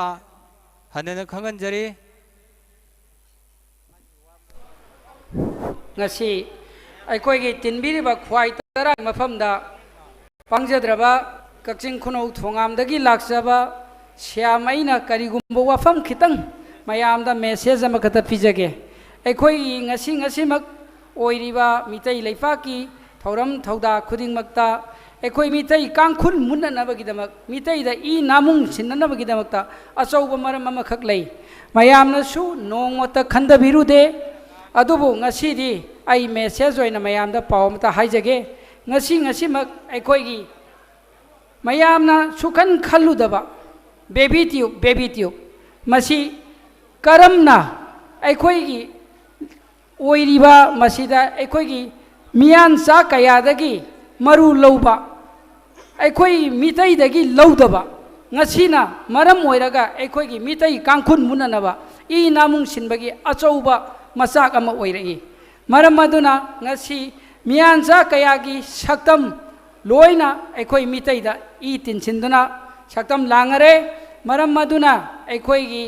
मितई सिंगना इचा इशु फंगद्रगसु अखोईगी मितई लेबाकी doctor engineer IPS IAS MCS कया अमा सागई कया अमा लेरी अदु मखोई असिदा अखोईगी येक ओइनदबा नामुंग नदबा थीरगा लौबियो मसी आइना हाइजनिंगी अदु नत्रगदी अखोई मितई से ई नामुंग बदगी मितई कांखुल मुन्ननबा अचौब मरम अमनि हाइबसे मयामदै पाउजेल ओइना पिजरी असि हाइरगा आई लोइसिनजरगे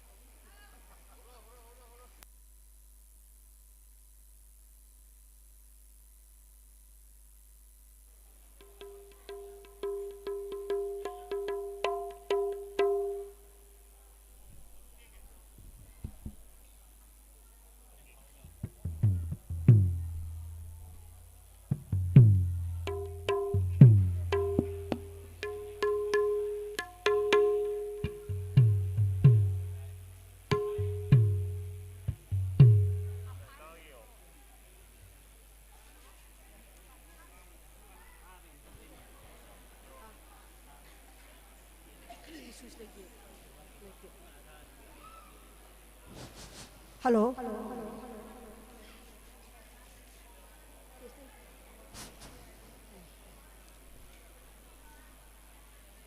टेंबान बगी मपुई बुंगोगी मिंखै मिंबो खोई ख्वाई तराना सकपो सोनबो हौरसे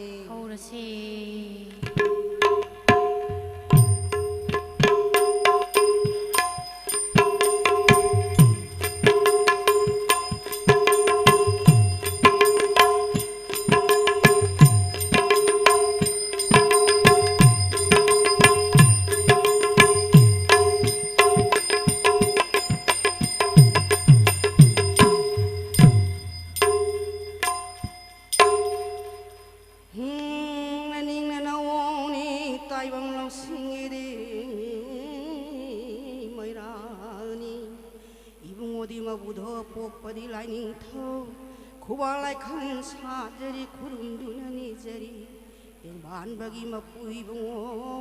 तोलब न पारी न ममई खोइन हन्ना दे खोरुम जई या हो रसी बुंगो सी हन्ना रसी उजासी या हो रसी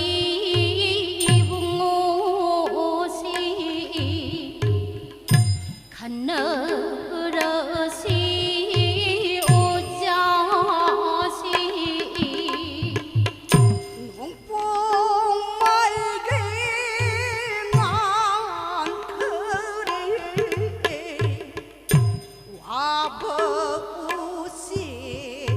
공커리 농뽕 마이게 날 그리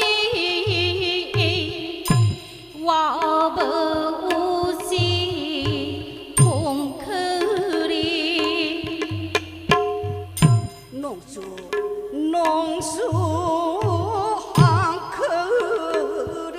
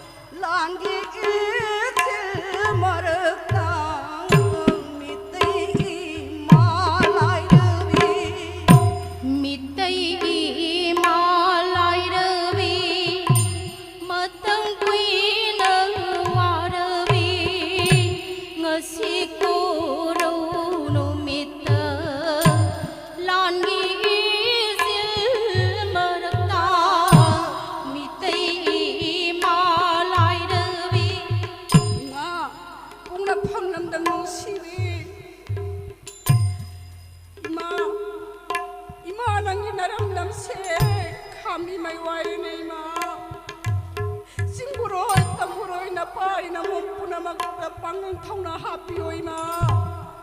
ima ulai kan bangaman bi oi ma na pai na mom puna ma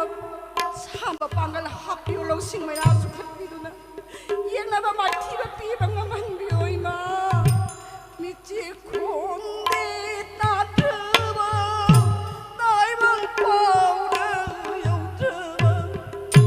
tu den diu de ma pang de chiếc trái trăng đầu tu ban de kari wa khul khan du na kari se na phang du na mi tei ki ma lai de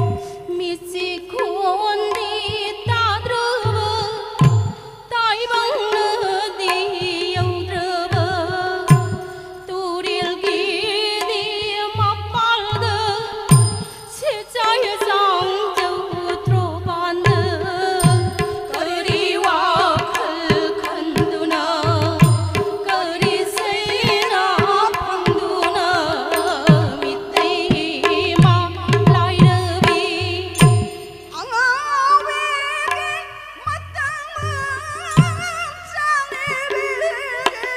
ma wang hiền na cấp li bai ma tôi na tiền thái ma maram tu bo khang je ge i ma tu kan je ge ni tei i ma lai de ông ơi mất tao sang đi bi mà wang wang hiền na cầm li ba tôi na tiếng thơ ba mà đâm tơ bo không dư ge na sai coi na mà đâm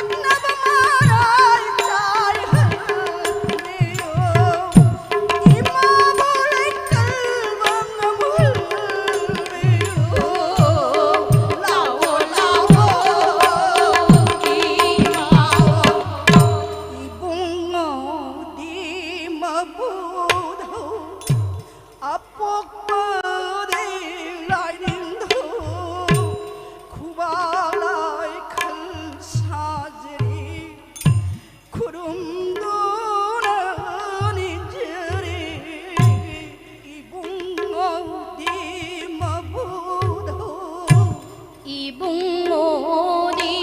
마부ധौ 어뽀뽀디 라이닝thौ 후방라이 클 사즈리 친도나 니저리 이봉모디 마부धौ tiếng ban bờ hồng ấy tai băng mà lăng ôi bờ đó y bung ngon khăng na khi tiếng ban bờ xuân khi y bung ngon đi mà bù tiếng ban bờ nơ hồng ấy đưa tai băng nó lăng ôi bờ đơ y bung ngoni khăng na khi tai băng bờ nơ xuân khi y bung ngô đi mơ bu thâu học phận sát phận ôi đi vào lối phận luôn phận liệp li bờ yang bị lũ xin ngồi hư biu quang ngân kia chết phul hư biu na sát gi sân bờ ni nơi ôn bờ gi sát bờ ni lấy rang lấy sơ khăng jage yai bi mang nam tin jage bung mo bi mo bu thâu học khâm sát thâm ôi đi ba lối không non thâm liêm đi ba yang bi lũ xin ôi hơ biu bao ngân li xin ôi hơ biu mà xa đơ gi hun bơ ni nơi ôn đơ gi sát bơ ni lấy rang lấy sơ khăng jơ gi yai bi ma nam tin jơ gi y bung ngô đi mơ bu thâu lại ning thâu đi sorare lại ang gi đi ning thâu re mi tây lấy bác lại phầm ni pai pu hậu phầm ni thong nang i phut yai bi ni sat na lam dang sim bi ni kham nong tai bang sat li bi si da sayol oi ri bi ha i ma lai ring bi soraren gi sada nau da oi ri ba simburoi tamburoi yel homi punamak puroi gi phamban thongni ba numit asida lining han ibungo nauya pulogi samaga kuntha taruk suba mapo kumona lakpada mitai ko ba ek sa punamak se nong na yening hundana thawai asangba minal athoiba wo hen birasanu ima bu laikkan bangam na bagi damak tai puroi na thujan pinabiba pangal happy ba lausing pinabiba akhoi khwai punamak puning khundin oi do nai ma bu laikkan bangam ba do pinabiu nei bu do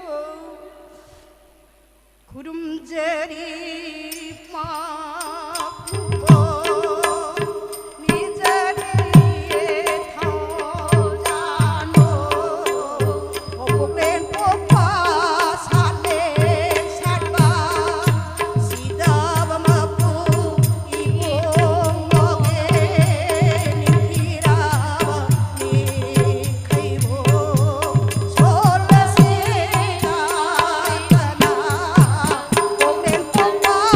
sat len sat ba sida ba ma puna yai phare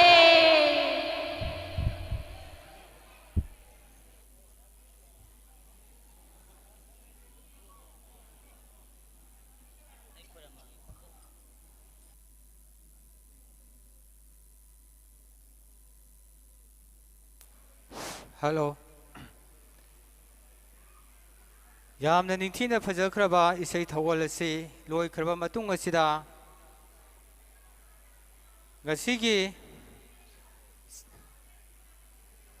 special guest की फंफम लांगदा लेंसिन दुना फंबीरिबा अहल इबुंगो मिंगोइना पंजरबदा मुतुम गौरमोहन ट्रोंग लाउबी माइबरेल अहल त्रागनि थोय अपोकपा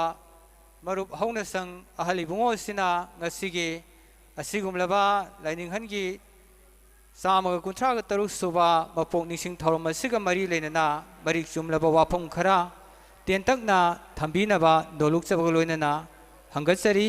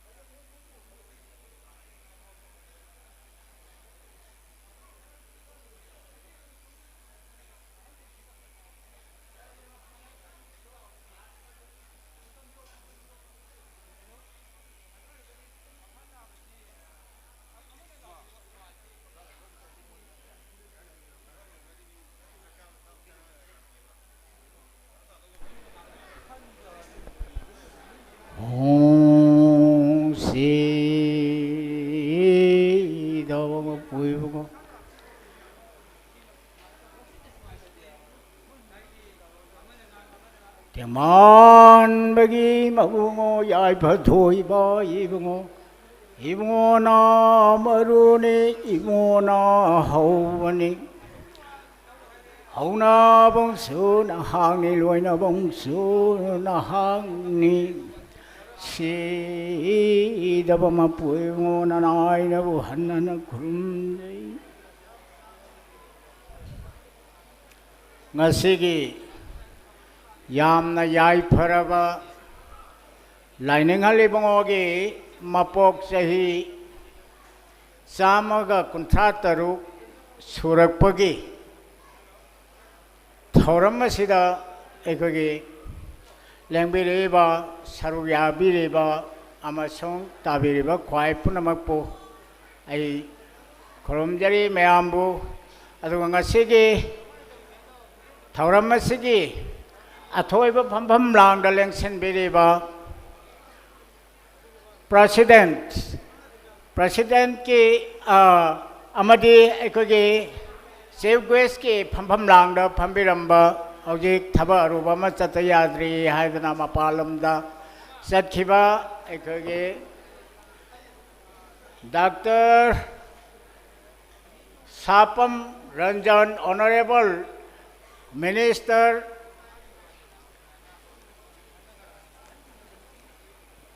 Medical and Health Department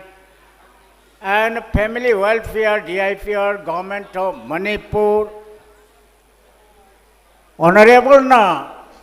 Lengbira amduna Thauramasi ekogi Piran Chinkatpagi Thauram Pangtok Piramduna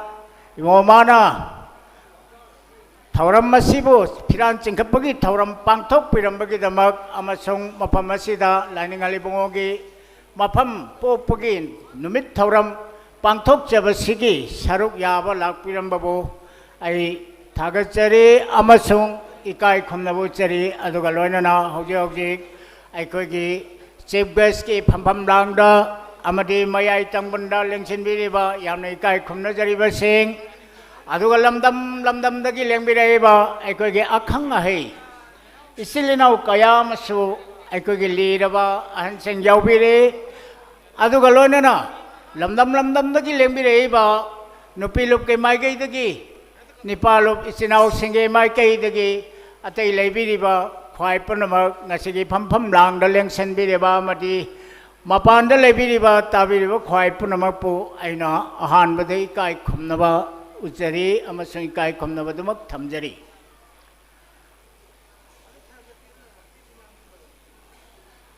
ꯑꯗꯨꯉꯩ ꯏꯅꯤꯡꯊꯧ ꯈꯥꯒꯦꯝꯕꯒꯤ ꯍꯥꯛꯇꯛꯇ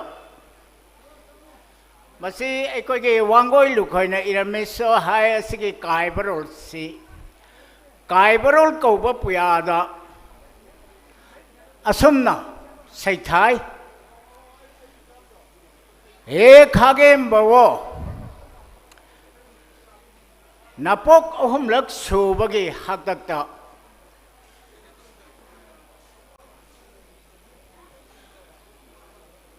ꯍꯥꯛꯇꯛꯇ ꯃꯤꯇꯩꯒꯤ ꯄꯥꯔꯤ ꯄꯨꯔꯤ ꯃꯥꯡꯂꯒꯗꯕꯅꯦ ꯅꯪꯒꯤ ꯄꯨꯝꯅꯃꯛꯁꯨ ꯐꯤꯖꯦꯠ ꯑꯃ ꯇꯩꯔꯒꯗꯕꯅꯦ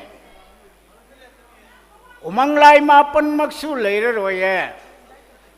ꯃꯤꯇꯩꯒꯤꯁꯨ ꯈꯨꯕꯝ ꯃꯥꯡꯂꯒꯗꯕꯅꯦ ꯍꯥꯏꯗꯅ ꯍꯥꯏꯕꯤꯔꯝꯃꯤ ꯃꯊꯪꯗ ꯅꯣꯡꯆꯨꯞ ꯂꯝꯒꯤ ꯕꯥꯃꯣꯟꯅ ꯋꯥꯌꯦꯟ ꯇꯧꯗꯨꯅ ꯄꯥꯟꯒꯅꯤ ꯈꯪꯉꯣ ꯃꯥꯅ ꯑꯃꯔꯛ ꯍꯟꯖꯤꯜꯂꯛꯂꯕꯗꯤ ꯍꯦ ꯈꯥꯒꯦꯝꯕ ꯅꯄꯣꯛ ꯑꯃꯨꯔꯛ ꯐꯥꯎꯔꯦ ꯅꯪꯅ ꯕꯥꯃꯣꯟꯒꯤ ꯂꯥꯏ ꯇꯤꯟ ꯇꯥꯟꯊꯣꯛꯇꯨꯅ ꯇꯨꯕꯤ ꯅꯌꯣꯟ ꯆꯣꯡꯅ ꯂꯥꯏꯔꯦꯟ ꯐꯛꯂꯥꯡꯃꯩ ꯇꯣꯡꯅ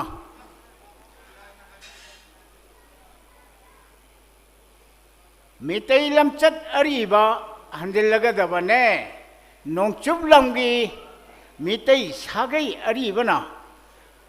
ꯇꯤꯟꯊꯣꯡ ꯂꯥꯏꯊꯣꯡ ꯈꯪꯅ ꯅꯣꯡꯗꯝ ꯅꯣꯡꯈꯥꯏꯕꯤꯔꯒꯗꯕꯅꯦ ꯃꯤꯇꯩ ꯂꯝꯆꯠ ꯑꯃꯨꯛ ꯃꯤꯇꯩꯒꯤ ꯂꯥꯏꯅꯤꯡ ꯂꯥꯏꯁꯣꯜ ꯈꯤꯕꯤ ꯄꯨꯝꯅꯃꯛꯁꯨ ꯑꯃꯨꯛ ꯍꯟꯖꯤꯜꯂꯒꯗꯕꯅꯦ ꯈꯪꯉꯣ ꯍꯥꯏꯗꯅ ꯑꯁꯨꯝꯅ 마게 가이버롤 거버 부야다 아섬나 담비란만이 아도 푸나막도 nga시디 아이 ngasa이 라닝을 입고 타이방 파오케버게 속다리티 ngasa이 그게 농기와롤 피비 기바이고나 하비라마버니나 이 마두 반자들가서 마람마시 오이버나 라닝을 입고 타이방 파오케버니 자리본 라이스럼 건치다 ಅದನ್ನ ಮಾನೆ ಇವಗೋನ ತೈಬಂಗ್ ಫೌರಪ್ಪದಗಿನ ಲೈಫಂಗ್ ನದನ ಕರಮ್ನ ಅಪೋಪ ಲೈನಿಂಗ್ ಸೆ ಹಂಜಲಕ್ಪ ಕರಮ್ನ ಐಖೋಯ್ ಮಿತೈಬು ಸಕ್ತಾಲಕ್ಪ ಹಾಯ್ಬಸೆ ಐ ಮತೇಮ್ದಂಗ್ ಮಸಿ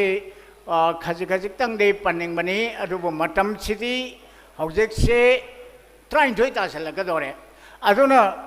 ಮಟಮ್ ಸಿದಿ ಫಂಗ್ ಬಂಗೋಯ್ದೋರೆ ಮಯಂ ವಾರಸು ngaktang di khangminarasi ಅದನ್ನ लाइनिंग हल्लीबोसे अखोगी जारीबोन की मफमदा जारीबोन हारिबा लमदम यामना चावबा एरिया मनी अखोई सोमदा हरगा डिस्ट्रिक्ट अमगी मयासी यौसलाबनी अदुगुम्बगी चावबा पाक चावबा अदुगुम जारीबोन हारिबा मफम सिगी लाइसरम खुंडमा पोचो मतम मदुगी लारिक तंबा हान मसिसो अखोगी इंग्राजी की मयेक तंबसे लाइनिंग हल इबुंगोना इहाल हान बने मसे मितई मरुक की मरमद भौदा मसे हलम याय अदु मदुमक्ति अय हाइजररोय अदुना लाइनिंग हल इबुंगो एंट्रांस पास तोवा हाइबदि मतमदुगी मैट्रिक पास तोवा सिसिओ लाइनिंग हल इबुंगोना हान बने अदुगा मा थबक तोविरमे अय खितंग समजनजगे अय सोक तारिख पंजरमरोय अदुना इबुंगोना अहानबदा मैट्रिक पास तौरगा ओजा ओरे ओजा ओइबदा मा लुपा कुन मागी तोलोब से थागी फंगबम दोब तोलोब से लुपा कुन फंगी मतमदुगी लुपा कुन से मफम मदुगी असमगी चनबी कसारगी चनबीदा मोइगी दि कियार हाय अखोगी सिगना संगम खितंग फबातब एरियानी लौलौक से लहोमो की सांग हायरसी अदुबो हारिबा ममल्लादुना हारिब लोफम मदु लैब फंगब मतमनी असमना मतम खरा ओजा वरब मतुंगदा मा केरानी फमदा यामजांगना तौदना सिलचरदा केरानी फमदा अमुक पुरे केरानी फमदा पुरब मतुंगदा मदुदगी था खरा चही फादना अमुक पुलिसता अमुहन थबक चंगे अदुना पुलिसता चंगब मतुंगदा डिब्रुगढ़ के अखोगी ट्रेनिंग सेंटर अमदा अदमाइना ट्रेनिंग तौरब मतुंगदा मासी अखोगी दारोगा फमदा फंगगा मतमदुदा लैबनी डिब्रुगढ़ अहानबो ओइना ताबनी अदुना मतमदुदा फंगब तोलब से लुपा यांखैगा मंगा यौग्रे अहानबगी सिपाहीगी तोलब से अदुनदी लौ से यामद्रबदा मोइदुगी हारगा कियारानी हेनग्रे कियारानी मखाई चांग से फंगब हौग्रे अदो अखोई सिदा हारदे लो मराक्तगी खितंग ताहाबदगी फंगबगी तोलोबसिना था थागे फंगेबनी असिना यामना साइड ए मते खितंग पंजनिंगम बामना करी मरमगी दम माना फंगिबा पैसा सिंग अदो थादो अमगा मितैगी दमक करीगी दमक मागी थबा दो पैसा दो हेन मरु ओइदबा मितै कनिंगबगी मितैगी लाइनिंग लाइसन मांगखिबगी मरमदा मतौ करमना चंगसिलकपा मयामसे अमुक्तंग वाखन थंबियु असमना मथंग मथंग लाकपना पुलिस ओरिङै मतमदा शिवसागरदा लेरे शिवसागर के मफम अमदा मतम मदुदा मसी 1918 की मतम द्वाइदनी 1918 to 20 की मतम से असिदा 2021 की मतम सिदा लाइनिंग लिबंगो मतमदुदा अखोगी हारिबा शिवसागर के लमसिदा मितै खुल्लम सुमादुदा थेंगनादना मितै सिंग वारी वताई सादना मोइना लाकपगी मरम खिबिक्सु खंबीग्रे असमना थबगदु तौना तौना था अनि सुति लाकप मतमदा लाइनिंग लिबंगो मयुमदा थाम लेरमब मतुंगदा थाम दे मितै लेपाकता मा चनिंगबना मागी थमोयसे हेनमन खीदना मितै लेपाकता थामा अदुमाइना लामी हाइबगी वारी फंगनै असमना मथंग मथंग ओरकपना लाइनिंग लिबंगो गुवाहाटी दा ट्रांसफर लाए गुवाहाटी की सदरदा मा मतम खरा पूरे अदुगा गुवाहाटी की मफम ममा अखोगी खतंग मफम अमदे आई कांतोक चरमगे अदुदा आई मयाम से लोना लीलेदी मयाम यामना वाना खांगनबिनी अदु खतंग आई समझनजरगा गुवाहाटी लाकपदा रोंगिया थानादा रोंगिया हारिबा मफम सिदा असिदा लैबगी वारी मतेक तु आई अदे हौजरगे ममांग अदुदी अखोगी अखोई चिंगमी सिंगना मतमदुदी हाउस हाइनै हाउसिंगना मखोगी आसाम की लमदा अखोई खुंदा लेता सलकपगी वारीनी मदु आई कांदोक चरमगे मदुगी वारी मते अदुदने अतैना तानबा ngamdabdo लाइनिंगल लिबुंगोना माना तानथोअमिसे येमबियो होजे असाय मतंगदा केनोमतदि मयामदा हंगचगे मयामदा थमजगे इकोनोना थमजगे अखोगी मतम मदुदगिदि मिगी मफमदुददि अदुगम चिंगमी सिंगना खुंदारबसे यादबगी लेरे हाइबसिमा अखोई खंगमिनबा यारे स्वाइदा असमना तौदना लाइनिंगल लिबुंगना मदु तानथो मतुंगदा अमुहना गुवाहाटी की रंगिया हाइब मफम से लाप मतम से मसै सिदनी इंग लिसिंग अमगा चमापन कुंतरुक असमाना आई हाइजरगे लिसिंग अमगा चमापन कुंतरुक सिदा नोमदी अखोगी मा मतमदुदा ओसी ओइना लाए रंगियादा अदुगा मफम अदुदा अखोगी वाकत अमा लाकपगी दमक मा मफम अदुगी वाकत अदु गिदमक संताइनबा हाइबदि ताइसन्नबगिदमक मा चलम्मे मदुगी वाकत चफम मफम अदु हारिबा मागी थाना फम सिदगे खतंग लापथोकना चिंगनुंग मानुंगोइना तौबा मफम अमा लालगा मागी थाना नि पुरगा इबंगो माना साइकल अमा तोंगगा मदुदा माना चले मफम अदुदा थबक लोरगा हलकपा मतमददि नुमित तागिदौरे मासु साइकल से कन्न थौरगा लाए अदुगा लोइनना मागा लोइनरक्पा पुलिस अनीदो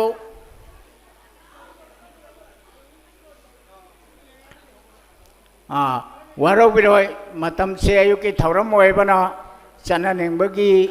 रो कनो यामना कनो तौरे हाइबगी खितंग यांगना लोइसन्नबगी याथंगम पिबिरे अदुबो अइ ngahaktang de santhajagi ge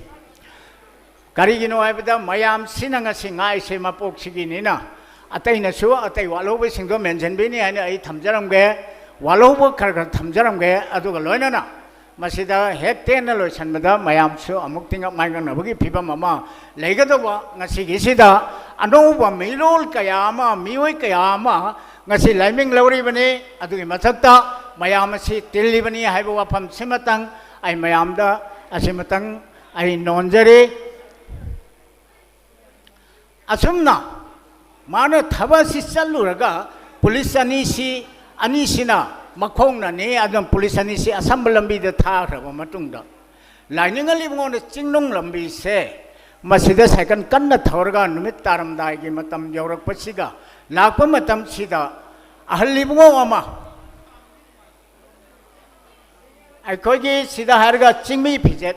अखोना Hoppy fidget सु हाइने असि सेलगा उफै थक्ता तोंगदना नावरिया अहनबु गायदुना लेबिरमने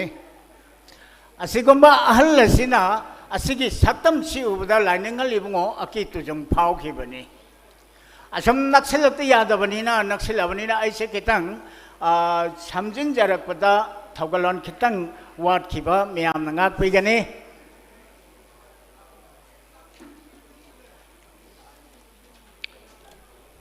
नक्सलपदा ngасꯥꯏꯒꯤ उफै थक्ता लेरिबा अहनसिना लाइनिंग हल्ली बंगोदा खामे मा अहान बददे माना सम खामगा माना ओ इबंगो दरोगा ngahaktang lepi kho wari matang tawjage hana he hairapasida lining हल्ली बंगोदो ngасꯥꯏꯒꯤ कीना लाखिबा तुगगी मैमदो एसिदी मितै लोन गांगिना आइना माखितंग वाखंदो हंडोक चेदना नुगाइना लेरगा अहन नाक्ता चांगसेंदना अहनगा नहागा वारी वताई सानबिरे अदुगी मतम मदुदने लाइनिंग हल्ली बुंगो से ताइबंग मिरक्ता पुओबसु मी अथोइबनी हाइदना अहल्लदना पक्ताक पिरिबा अहनगा लाइनिंग हल्ली बुंगोगा से मदुदा सकमाई खंगनरे मागी मरी मखों हंगनरे पुनमा अदो चुम्मबनीना अहनसिना हायरे अइना मतम सांगना लेरपुसे इबुंगोबु गायबनी बाबुबु गायबनी अदुना हौजे थेंगरे मितैगिदमक हौननबगिदमक मितैसे यकायबिरो अखोई मितैगी लाइपांतगी अखोयसे लेबो येंगनिंदबा अवाबा वाखलगा लोइनना अखोई थोलक्तना मतम सांगना इबुंगोबु गायबनी इबुंगोदी मियोई पोक्ता पोअबसु अथोइबनी लाइगी मपोक फंबादुगुम्बा अथोइबा इबुंगोनी अदुना इबुंगो हाइदना माना अहनसिना लाइनिंग हनबु याकाइबिगिबनी असुमना याकाइरगा आई केतंग समजनजरगे मपु मनाई वारी सानरबा मतुंगदा वारी लिखुन कया तौनरबा मतुंगदा लाइनिंग हल इबुंगोसु चटपगी लमदांग योरकपा नुमित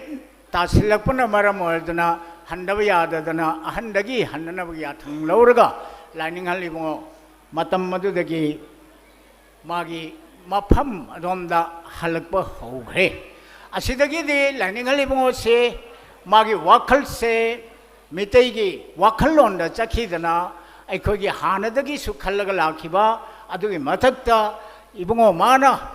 यकाइबा मा यावदना मियोइबगी अथोइबा मिपोक अमनी हाइबगी अदुमाइना सक्ताक्पीदना लेरबा मतुंगदगी दी लाइनिंग हल इबो मागी ट्रांसफर मतमसु लाक्तना रेलवे हाइबा मतमसे 1926 ने को अखोई हुजके मतंग सिगी वारिसी असुमना लाइनिंग हल इबो से 1928 की मतम 27 दगी होरे मा अमिंगाउदा लाखरे अमिंगाउदा लाबा मतम मसीदने यामना मरुइबा लाइनिंगल इबुंगोना थबक करमना थादोकदगे हाइना खंदना लेबा मतमसु ओइबा अदुगा रेलवे पुलिस तसु लाबनिना मा दुम मथंग मथंग अदुगी मागी अहंदुगी पौताक तो मांगोंदा काव लेखिद्रे मसिना मागी पुंगनिंग पुनमक फारगा लेग्रे असुमना लेरिंगै मतम सिदा रेलवे पुलिस लेबा मतम दुगनी इबुदाउ पा खंगमना लाइलेनगी सक्तम लौदना लाइनिंग हल लिबुंगोगा हान बदु अनिसुबदा अखोगे लाइर नुजामगी सक्तम लौदना इमालय मरेन सिदबिना लाइनिंग इबुंगोगी लेना संगदा चंगकपगी वारी अहिंग दुमा पोथारंबा अहिंग नोंया यौदा मांगिबगी वारी मयाम लेरे लेरांग फजखरबा लेहाव लेरे नम थमंबगी वारी लेरे असिगा लोइनना मंगोंदा थौजान पिरंबगी वारी अमसु लेरे असिना चिंबसे हयेंग अदुम मथंग मथंग खुदोंग चाबा मतमदा अदुम आई मथंग मनाव नाइना आई मयामदा तमजगे अदुगा लोइनना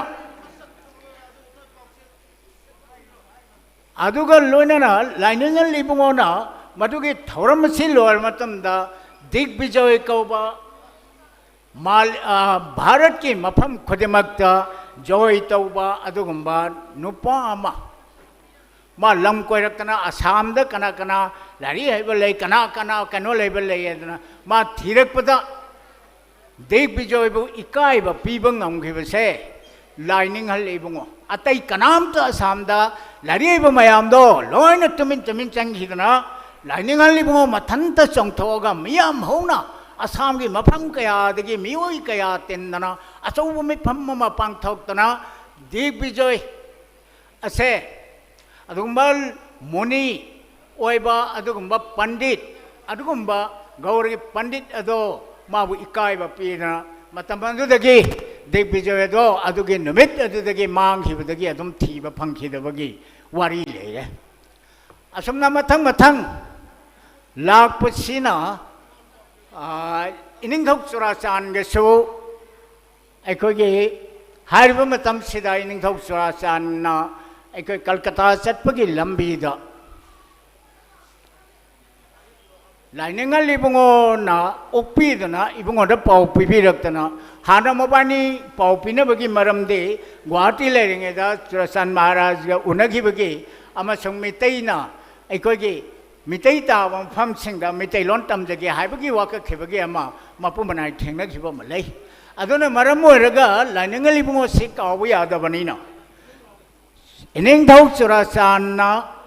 मागी लोइनबा अनि कना कनानो हाइबदा रतन सिंह कौबा अमगा अतोम्बापु शर्मा हाइदना ngasi अखोय मयामना ngangnariba नेखेल हिंदू मणिपुरी महासभागी मतंग हौदोंनरकपदा अदुगुंबा हुजके शर्मसे अतोम्बापु शर्मसे थादोक यादवा अदुगुंबा अमने अदुगा निंगथौ खनबा अंगमसु अमने मखोय लाक्तना लाइनिंगल इबुंगोना ओक्पीदना लाइनिंगल इबुंगोना मयाम सिगी पिजा पिथकी करिगी थौगलोन से लोयरबा मतुंगदा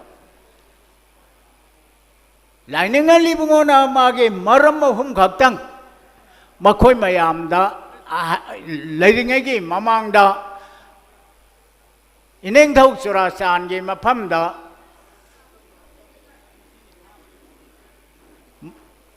मरम अहुम खक्तंग माना पिबियु हाइना निजगे अहानबदा असमगी मितैन लेबा मफमसिंगदा मितै लोन तमननबगी अहलिबुंगोना सिनबियु इनिंगथौना सिनबियु हाइबा लाइवा लाइरोन लेरिबा अनिसुबदना लाइवा लाइरोन लेरिबसे मीगी लोन ngangbा आइगी मितैगी इरोन लैलेना लैना मीगी मरोंदा अखोइना तांगजरिबसे मसी तांगदनबगिदमक लैरिबा लाइवा लाइरोन सकप सोनब खिबिक असे मितै लोन सकजगे मितै लोन सोनजगे मितै loan हाइजगे हाइबा लाइनिंगल लिबुंगोदा मसिगी वाफम सिमसु वाकचबनी asiga loinana ahom saba wakati ining thau ibungo nanaina samtajabada mina ngangnabada mitai khogi mayek leite lairik leite haina takpi masi ibungo ining thau nanai kung nonjari khurumdana nijari nanai gi thamoi nungi oiba adugumba senggaraba paudam maduni ining thau ibungo ibungona khangberaba ibungo da leibirabadi nanai saru yajage nanai phangjage haiba wafam se laining halibungona ahum suba wafam da thambani hairiba singa se yamna maru oiba mite khogi tana thanaba yadaba adugumba matamgi pone hujiksu aduna matam maduda ekhogi hojik leiriba konungda leiriba puya mayam se leiribani simai kho mayam khangmina se leiriba puya singse somlei adorcho ining dok sura chan lining halebungo da se leine puya mayam ma ma haide lining halebungo na so mitai gi ekhogi haurak pagi hek jel haungai dagi ekhoi mitai di lai gi sada nongdani lai gi macha masuni ekhoi gi lon ekhoi gi tongana lejai ekhoi gi yellow mayek su lebam to i ana ining thauna leibirabadi nanai bu thaujan bini haibidi manai du pibi phangan bi wairi bani masi khibi harakpada ining thau surasan se matamduda ngakchana na wakhan khallaga leigi aduga ngasai yamna hai singba ekoi ratan sing amasung atomba pu sarmasu wafam amata haiba khangdana tingak mangak nadana yamna ngakna leigre matawadu ubada laining hal ibungona asamna su ining thauda hangkali ining thau ibungo nanaina apam nungsi thaduna mitai khogi yellow mayek kaida phangba kaida leiba haidana thijari nanai bu thaujan pibiramu nanai mitai gi aseng yellow mayek ado nanai kan thijari haidana ining thau surasan gi maphamda hangachai asina masibauktang nanayu maram mahum simadang nanaina nijaraga wakatjawa amasung angachjabase ai matang sida lojage ining thauna chanbiyo thaujanbiyo sini adudagi kalkata chapagi lambi se naksil magi matamdo naksil apga rel ngaibaga adu ining thauju mayam kainana bagi damak paukhumado 방방감다나 ngasa이 marakta ama haigibatugi marakta ama khak lainingalna hangбаги wahangda paukhum pibangamdana churachan ining thauna tingak maingak na bagi matamduda atai wahai amata haigide ba lainingal lebangoda phulo babu adumna haigedaba adum mathang haibiro haidana asumna thammeba paukum adu pebam gangdabanina asumna ai marakto ai khajiktang adu mayam sangang panina khitang ai maru oiba mayam ni anjing yauri taning amani na ai tawjabani asumaina lainingal libungo churasan maharaj thengnare adu mathangda ate kharasu thengnaki adubu ai samjanjaraga lainingal libungo na nomanumit amadi railway police ta magi office magi tabak subhamda adungma tabak suna sangaduda suduna laringai numidang wairam pung ahomram tarakpagi matamda yot ki khongji siba yot ki khoji siba jolong kolong na masa punamak sije senba adugumba lining ba allama lining hal ibungogi kada sanga ami asamna wari de phunai aduna lining hal ibungona alladuda Pidada amtang lingsan biu haidana ahando pamalaga ahandona ai laifam chatki lakpani mathang chachagadabani daroga babu bu amtang unaba ꯐꯪꯒꯗ꯭ꯔꯥ ꯍꯥꯏꯗꯅ ꯆꯪꯖꯔꯛꯄꯅꯤ ꯍꯥꯏꯗꯅ ꯃꯁꯤ ꯍꯥꯏꯕꯁꯤꯗ ꯂꯥꯏꯅꯤꯡꯍꯜ ꯏꯕꯨꯡꯉꯣꯅ ꯃꯥꯅ ꯑꯍꯟꯗꯤ ꯂꯪꯕꯩ ꯆꯠꯄꯒꯤ ꯄꯩꯁꯥ ꯋꯥꯠꯄ ꯃꯥꯜꯂꯦ ꯍꯥꯏꯗꯅ ꯃꯥꯅ ꯃꯥꯒꯤ ꯈꯥꯎꯗ ꯌꯦꯡꯉꯒ ꯑꯁꯨꯝ ꯃꯊꯪ ꯃꯊꯪ ꯍꯣꯝꯖꯜꯂꯛꯄꯗ ꯁꯤꯀꯤ ꯑꯃꯈꯛ ꯌꯥꯎꯔꯝꯃꯦ ꯑꯩ ꯁꯤꯀꯤꯗꯣ ꯂꯥꯏꯅꯤꯡꯍꯜ ꯏꯕꯨꯡꯉꯣꯅ ꯑꯩ ꯑꯗꯨꯝ ꯂꯥꯏꯅꯤꯡꯍꯜ ꯍꯥꯏꯖꯒꯦꯀꯣ ꯃꯥꯗꯤ ꯁ꯭ꯋꯥꯏꯗ ꯂꯥꯏꯅꯤꯡꯍꯜꯗꯤ ꯐꯪꯗ꯭ꯔꯤꯕꯅꯤ ꯑꯗꯨꯕꯨ ꯑꯄꯨꯡ ꯃꯔꯨꯞꯀ ꯍꯪꯉ ꯐꯪꯕꯅꯤ ꯑꯗꯨꯅ ꯅꯥꯎꯔꯤꯌꯥ ꯑꯍꯟꯅ ꯃꯇꯝꯗꯨꯗ ꯁꯤꯀꯤꯁꯤ ꯄꯤꯕ ꯉꯝꯗꯅ ꯂꯩꯕꯁꯤꯗ ꯉꯁꯥꯏꯒꯤ ꯑꯍꯟꯗꯨꯗꯤ ꯂꯥꯏꯑꯣꯏ ꯃꯤꯑꯣꯏ ꯇꯧꯕꯅꯤ ꯂꯥꯏꯑꯣꯏ ꯃꯤꯑꯣꯏꯕ ꯑꯍꯟꯅꯤ ꯑꯗꯨꯅ ꯂꯥꯏꯑꯣꯏ ꯃꯤꯑꯣꯏꯕ ꯑꯍꯟ ꯑꯗꯨꯅ ꯃꯗꯨ ꯎꯕꯤꯔꯗꯅ ꯌꯥꯔꯦ ꯁꯦ ꯅꯪꯒꯤ ꯄꯩꯁꯥꯗꯣ ꯂꯤꯛꯄꯒꯤ ꯅꯠꯇꯦ 하이드나 떠보드다 라닝을 입어오는 새끼도 부터가 한다 아이 윰다 아무튼 아이 레이나 상다 아무튼 장자로게 아두가 아이 마두기 가지땅 한게 아이 터건 떡지게 센세나 아이버시다 할 입어오는 야비드레 머름데 마이 빼샤도 밤나다미 아노 라닝을 입어오다 마는 사나시 마또 마사마 럭토가 산나마 하르시 아두기 짱다 마또 마사am 부터가 라닝을 입어오다 삐 라이닝을 이봉어는 그럼나 마콜 아니 로나다나 하이지 이봉어 나나이부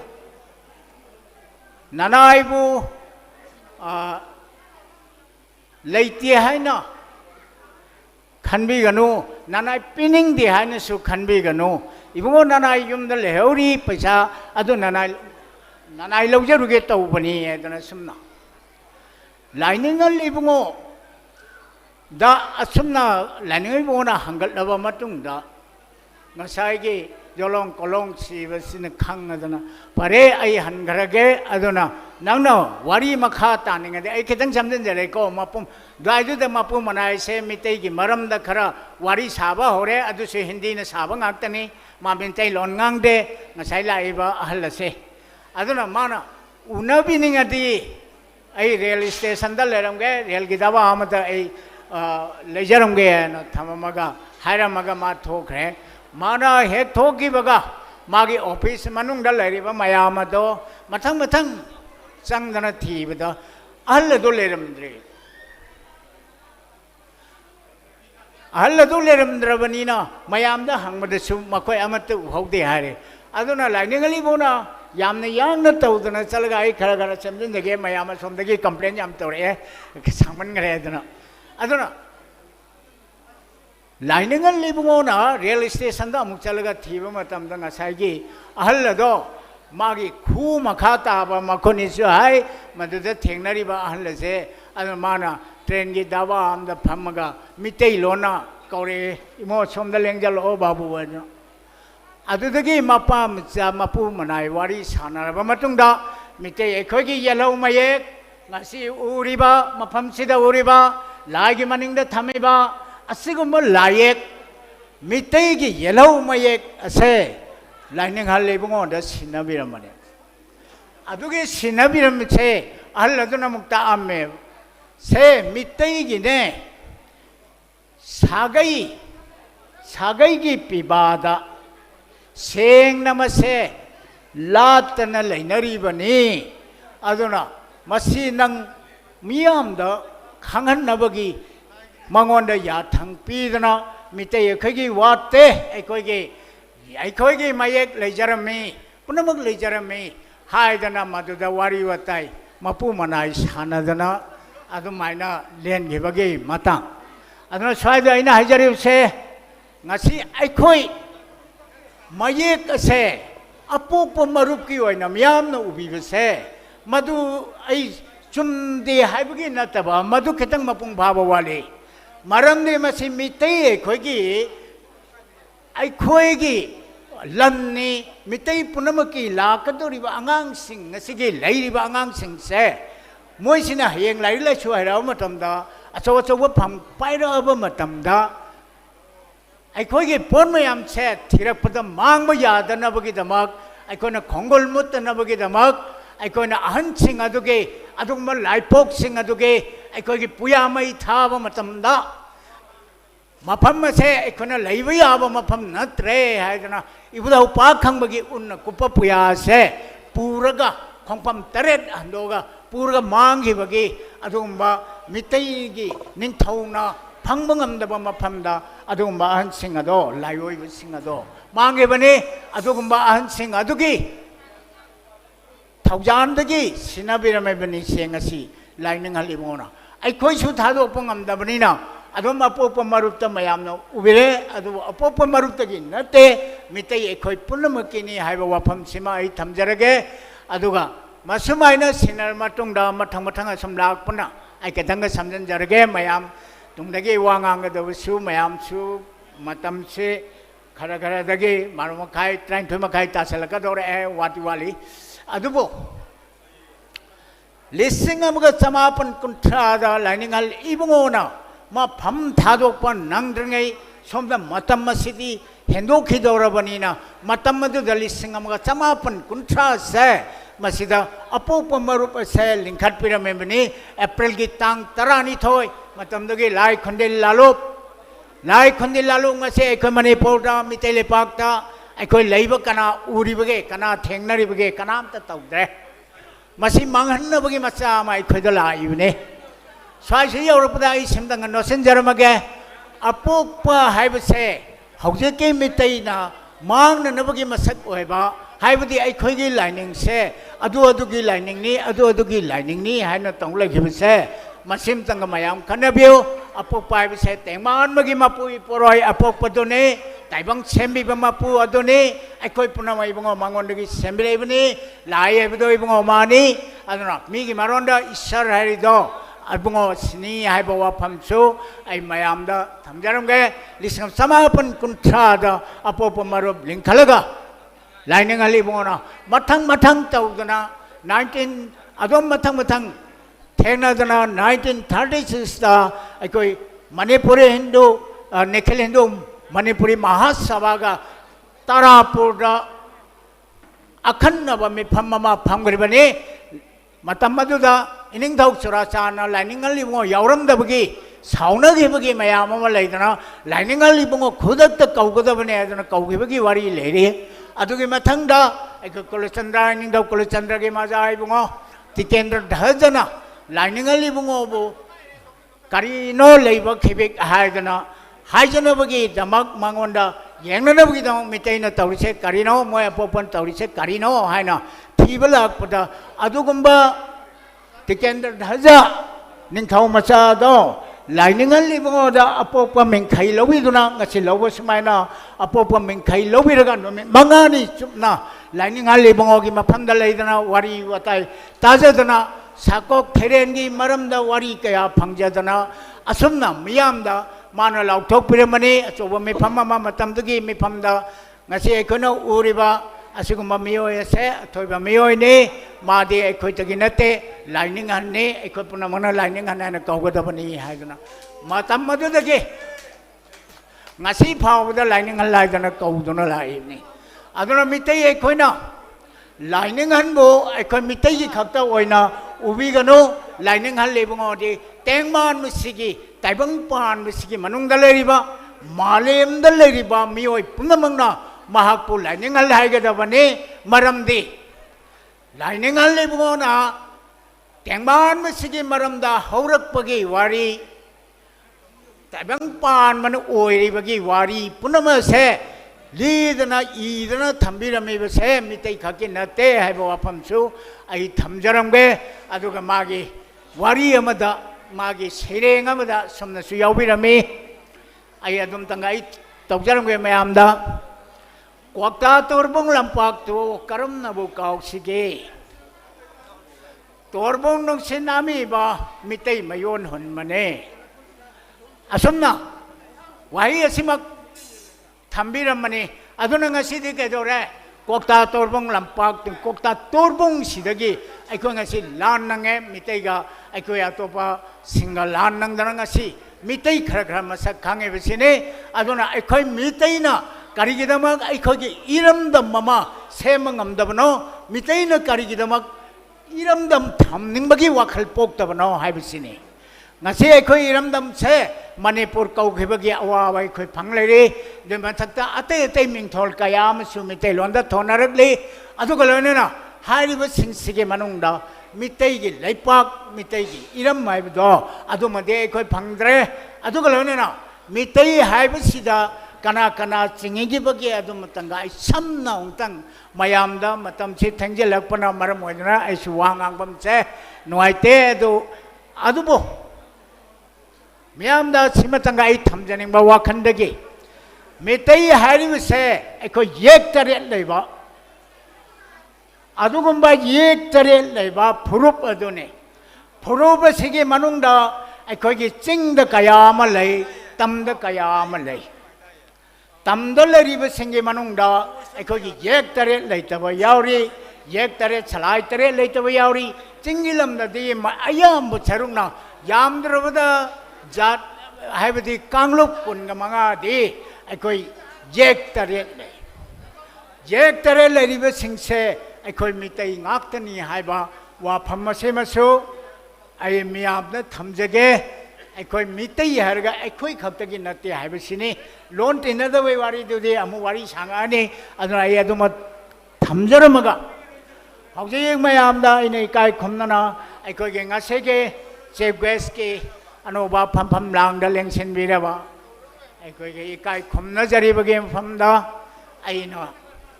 यामना इकाई खुमनजना थमजरी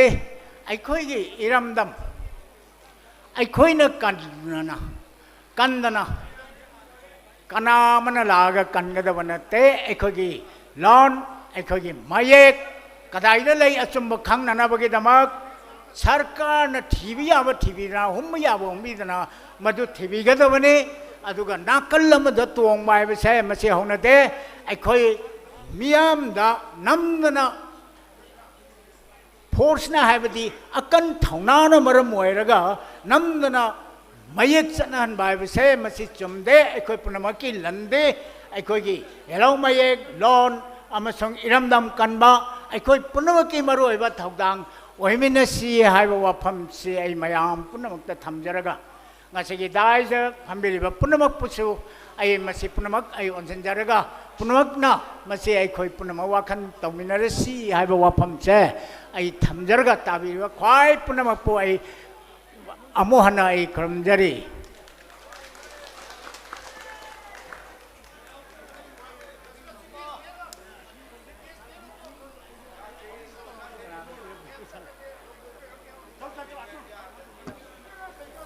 हेलो ngasi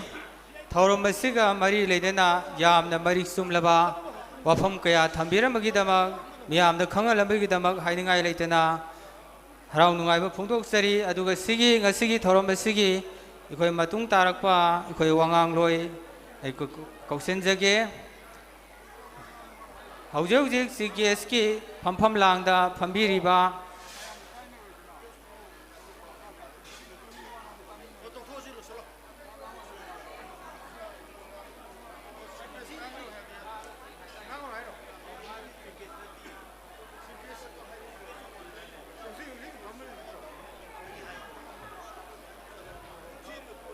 हौजिकी कोई लाउथोकी बादो खजिक्तंग ओनरमे सिगी दमते सुमियामना ngakpigani hojiki ani subada ngangbigedaba कोई वांगांग लोइसी मिंगोइना पंजरबदा Thangjam Ningtamba general secretary SRD ALF हाइरिबा अहलिबुंगो सिना ngasiगी असिगुमलबा थौरम मसिगा मरि लेना कोई वाफम खजिक्तंग कोई थंबिनाबा नोरुक्सबा लोइना कौसिनजरी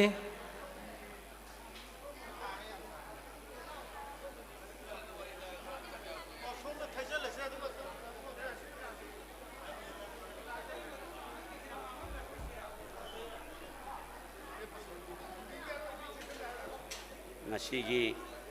nungairaba numit asida aibu wahi mga taradang pongtokpagi kudungsaba pibibiganamak program committee bu ikai kunabusari loinana lusing puren obiramba nauria pulogi sahi samaga kuntha taruk suba numit asida mayai tangman lobiriba punamak subsan jaraga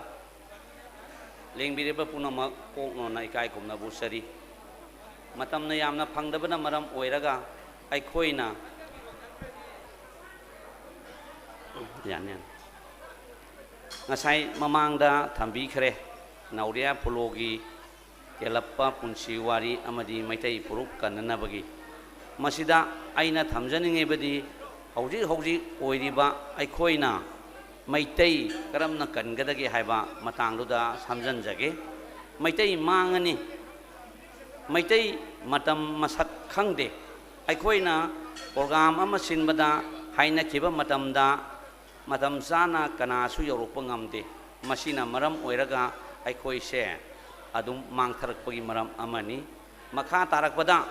maitai karamna mangani maitai karamna kangani masida telamna thamjage maitai aikoi punsansi hairaga mifam meeting maitai purup semaga hekta maitai hingada banati maitai gi horokpham thiraga hekta maitai hingada banati aikhoina hojik sathariba aikoi gi matam gi mirol sida maitai kangada bani maitai karamna kangani maitai gi horokpham thibasu summi adobo aikoi loan the base away aikoi hojik mak aikoi gi loan se mapung phana tamdre skunda English na mahur sile masi haraga ekoina English tamgumsi haibadi nati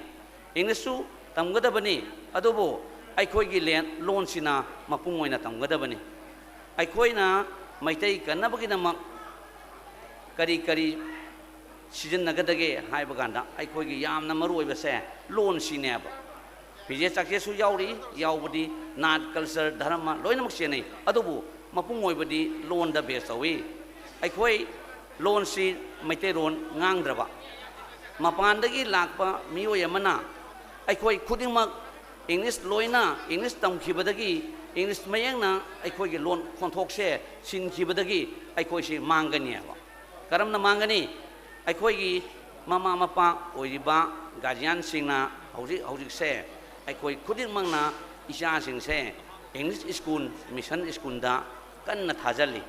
masimak laibak thibani loan tamgano haibanate kanaguma lusingba ama khaktana mioi kharana loan se kansi haraga hekta kanba yaroi aikoi inkhalaiba naharon youth oibasing yamna khangma changi masi khangdabagi maram sini karamna khangde mama mapa oiriba aikoina takpi tambide karaida takpi tambide karama mafamda taktribano ahobado haijarake English tamgadabani lairik tamgadabani haibna sahi mari makhai manga suda ngaidiba angang do pung tareta iskun thai mission iskun da maduda chalibado English iskun ni maikirongi iskun natti asumna iskun da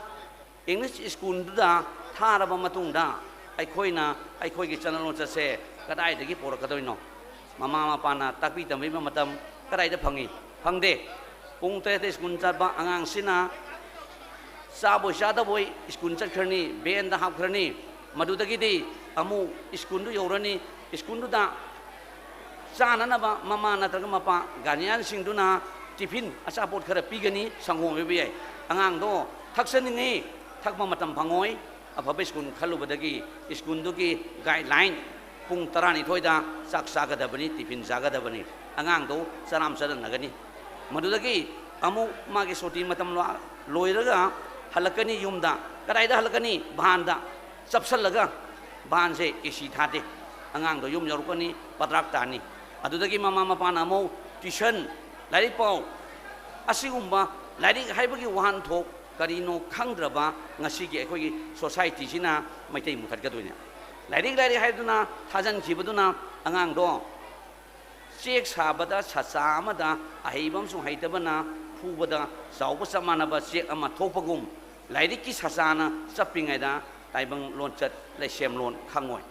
laisem lon taibang lon chat khangdraba mioiduna sauraga porakadaba kanaba maitai kangadaba se kadaidano kaloi never oithoktabu wani ko aduna aikoi ngasi maksidagi hauraga grassroots tagi aikoi gi education system se semtoknaba aikoina honaba sangi government da mari leinabana taksin basangi ꯑꯁꯤꯒꯨꯝꯕ ꯂꯣꯟꯁꯦ ꯃꯄꯨꯡ ꯐꯥꯅ ꯀꯜꯍꯧꯗ꯭ꯔꯕꯗꯤ ꯑꯩꯈꯣꯏꯅ ꯃꯤꯇꯣꯞꯅ ꯑꯩꯈꯣꯏ ꯆꯥꯈꯤꯕꯗꯨꯗꯤ ꯑꯔꯥꯏꯕꯅꯤ ꯑꯩꯈꯣꯏ ꯏꯁꯥꯅ ꯏꯁꯥꯕꯨ ꯃꯥꯡꯍꯜꯂꯛꯀꯅꯤ English ꯂꯣꯟꯅ ꯄꯨꯝꯅꯃꯛ ꯁꯤꯟꯈ꯭ꯔꯅꯤ ꯍꯤꯟꯗꯤꯅ ꯁꯤꯟꯈ꯭ꯔꯅꯤ ꯃꯇꯝꯗꯨꯗ ꯃꯄꯥꯟꯗꯒꯤ ꯂꯥꯛꯄ ꯐꯣꯔꯦꯅꯔꯗꯨꯅ ꯐ꯭ꯂꯥꯏꯠꯇꯒꯤ ꯏꯌꯥꯔꯄꯣꯔꯠꯇ ꯀꯨꯝꯃꯛꯑꯒ ꯇꯦꯛꯁꯤ ꯇꯣꯡꯕ ꯃꯇꯝꯗ ꯇꯦꯛꯁꯤ ꯗ꯭ꯔꯥꯏꯚꯔꯗꯨꯗ ꯏꯝꯐꯥꯜ ꯆꯠꯁꯤ ꯑꯗꯨ ꯆꯠꯁꯤ ꯏꯪꯂꯤꯁꯇ ꯍꯥꯏꯗꯣꯏꯅꯤ ꯇꯦꯛꯁꯤ ꯗ꯭ꯔꯥꯏꯚꯔꯗꯨꯅ ꯈꯨꯝꯅꯤ ꯏꯪꯂꯤꯁꯇ ꯐꯣꯔꯦꯅꯔꯗꯨꯅ ꯈꯟꯒꯅꯤ ꯏꯪꯂꯤꯁ ꯊꯣꯛꯄꯒꯤꯅꯤ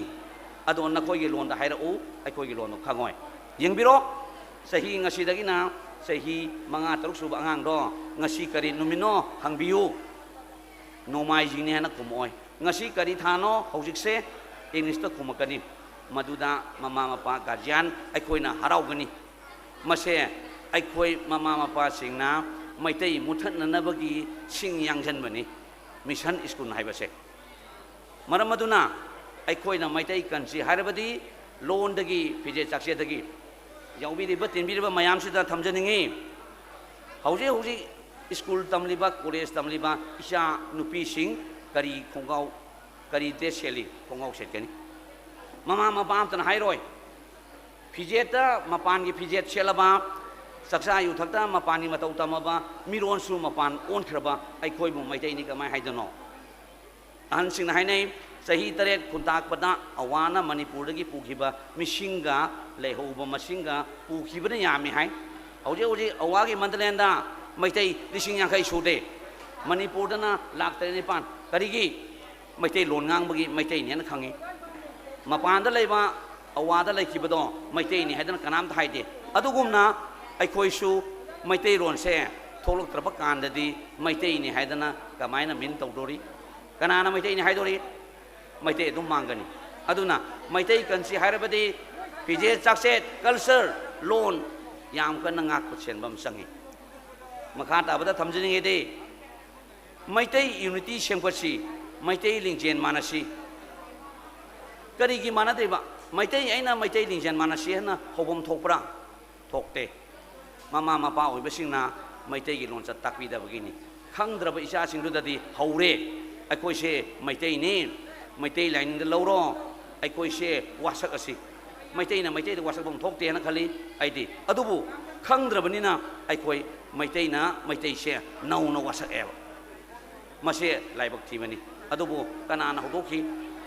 ꯑꯩꯈꯣꯏ ꯏꯁꯥ ꯈꯪꯖꯅ ꯅꯠꯇ꯭ꯔꯒ ꯈꯪꯖꯗꯅ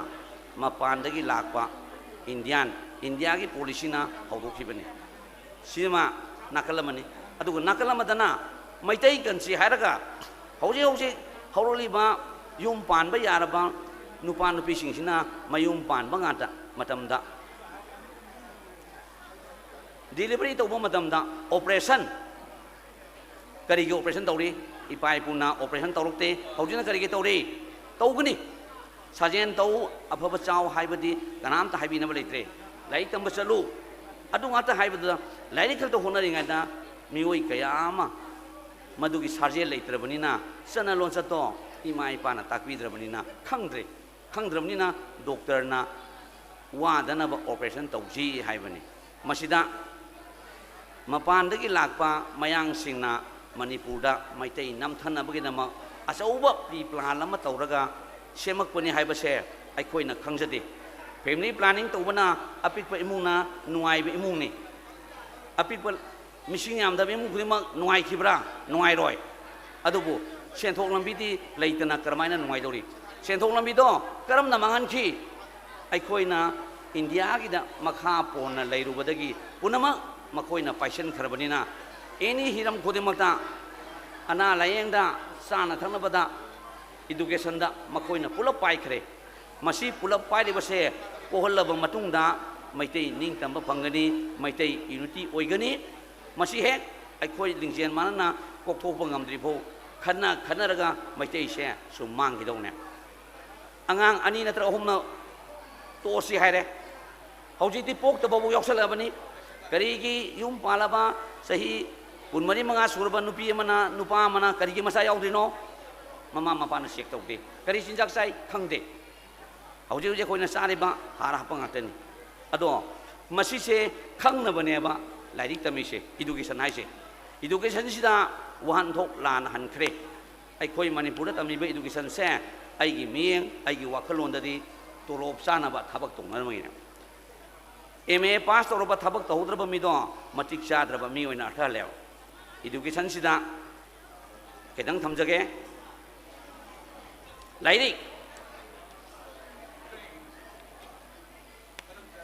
ꯏꯄꯥ ꯏꯄꯨꯅ ꯊꯣꯟꯕꯤꯔꯝꯕ ꯂꯥꯏꯔꯤꯛ ꯍꯥꯏꯕꯁꯤ ꯀꯔꯤꯅꯣ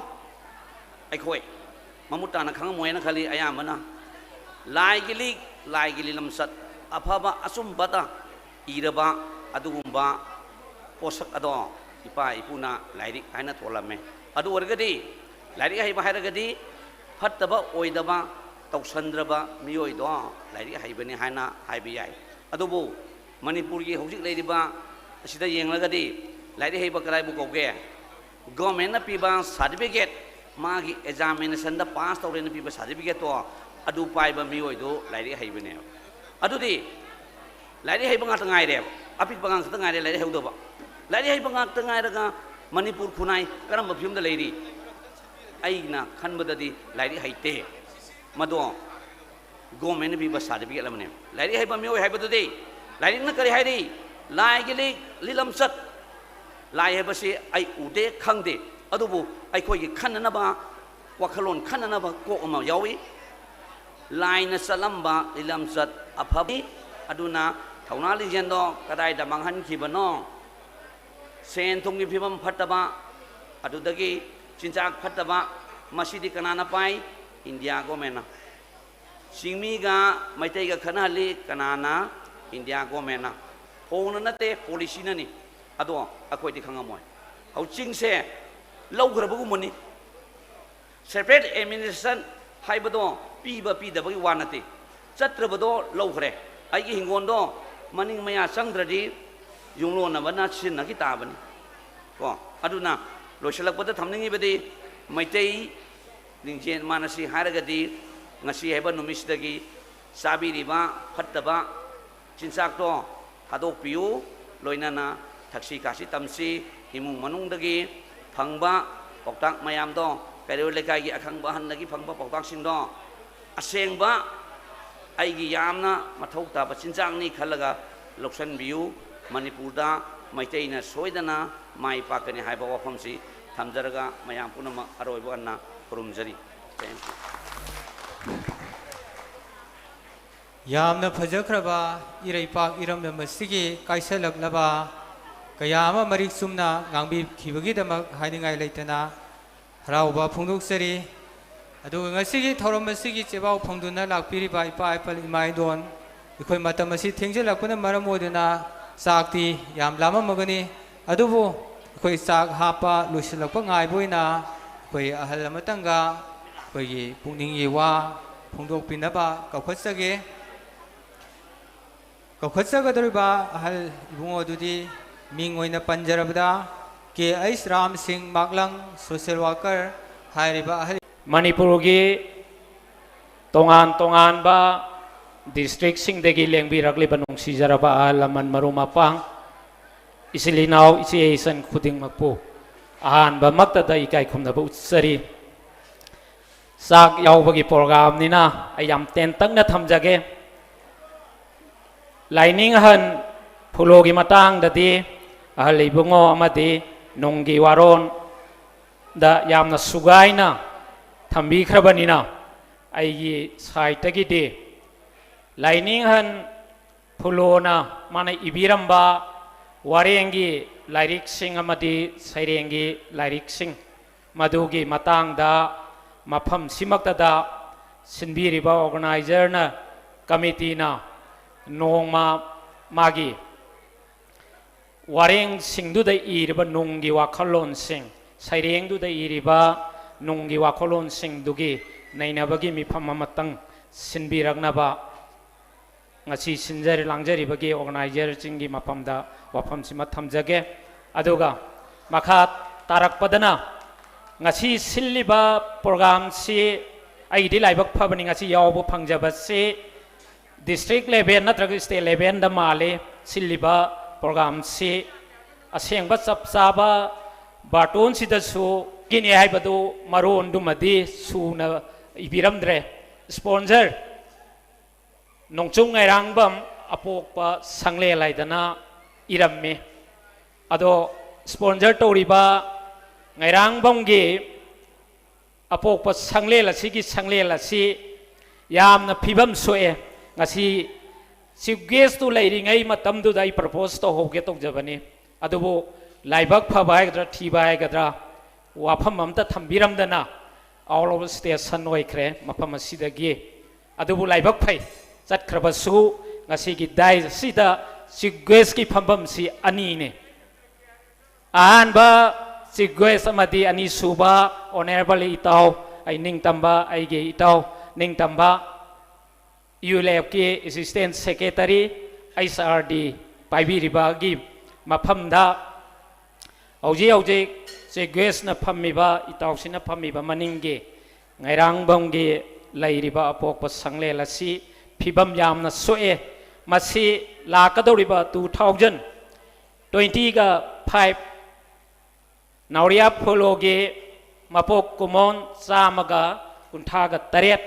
suba pangthokpa nangnaba sangle lasi ngasi gi sigges ki share lowiramba ahan basat khraba khoigi konojong kendra gi su honorable minister oiriba aduga auji auji laibiriba sigges ki phamam langda phambiriba akai honorable itawng su masigi sanglen sima mathangi sahi sida sabinaba khwai mayam ge ayaba lawjaraga masimai purpose thamjage maduga loinana ngasigi mifam tawriba mafam asida mating mayai oiraba laipok ne nauria pholo se magi mitam mamatang mafam asida khinnaba khwai taragi senja yumthong khuding dagi khairaga mafam asida mitam mamatang mathangi kumon thoram do nangnaba madusu sanaba hormina si haiba wafam simasu thamjage aduga loinana ngasigi ngairangbamgi apokpa maitai apokpa sanglela sibu hogdok piramliba layoi khraba ahan singge mitam singsu mafam asida thambinaba ngasi sanglela sigi khwai punamak member punamaki mafamda wafam asimasu thamjaramge aduga hairiba thangkasariba program singasi ngasigi dais da phambiriba elected person singai tare administrative committee ki chairperson sing जिला परिषद के chairperson Singh फम्बदी उद्रे बातोन ददी ममिंग मथा याम फजना सुना यावे मसी यारगदी programme हाय तारे state finance की दगी नत्रगा 15 finance दगी वाक programme हापतना अकोगी संगले लसी साउखटनाबा development programme दो हापियु हाइबा वाफम मसी थमजबग लोइनाना ngasi tinberiba khwai puno ko amuka hanna khoram jabaga loinana matang sida kainanaba lo thank you yamna mari chumlaba wafam kaya thambiram bagidama ahalibo sibo haningai leitana harauta yamba phongdok sari aduga ngasigi thoram masigi ikogi sinjalang jariba singna ikoi mayamgi aram khawrang ba kokna nabagidama mathelu koi sak thongmangai na hapingai sarak asida wangang loi amatanga kauksinba yabagi tanja adu lawjage ikoigi mathang asi wangang bi gadaba mingoina panjarabada ahal libungo laisram nongjai jairipok laithien lairong thien digi lengbirakpa ahan nanga sigumlaba ikoi thorom asiga mari leinana ikoigi sak yena wa pham khara thambinaba noloksaba loinana kauksinjari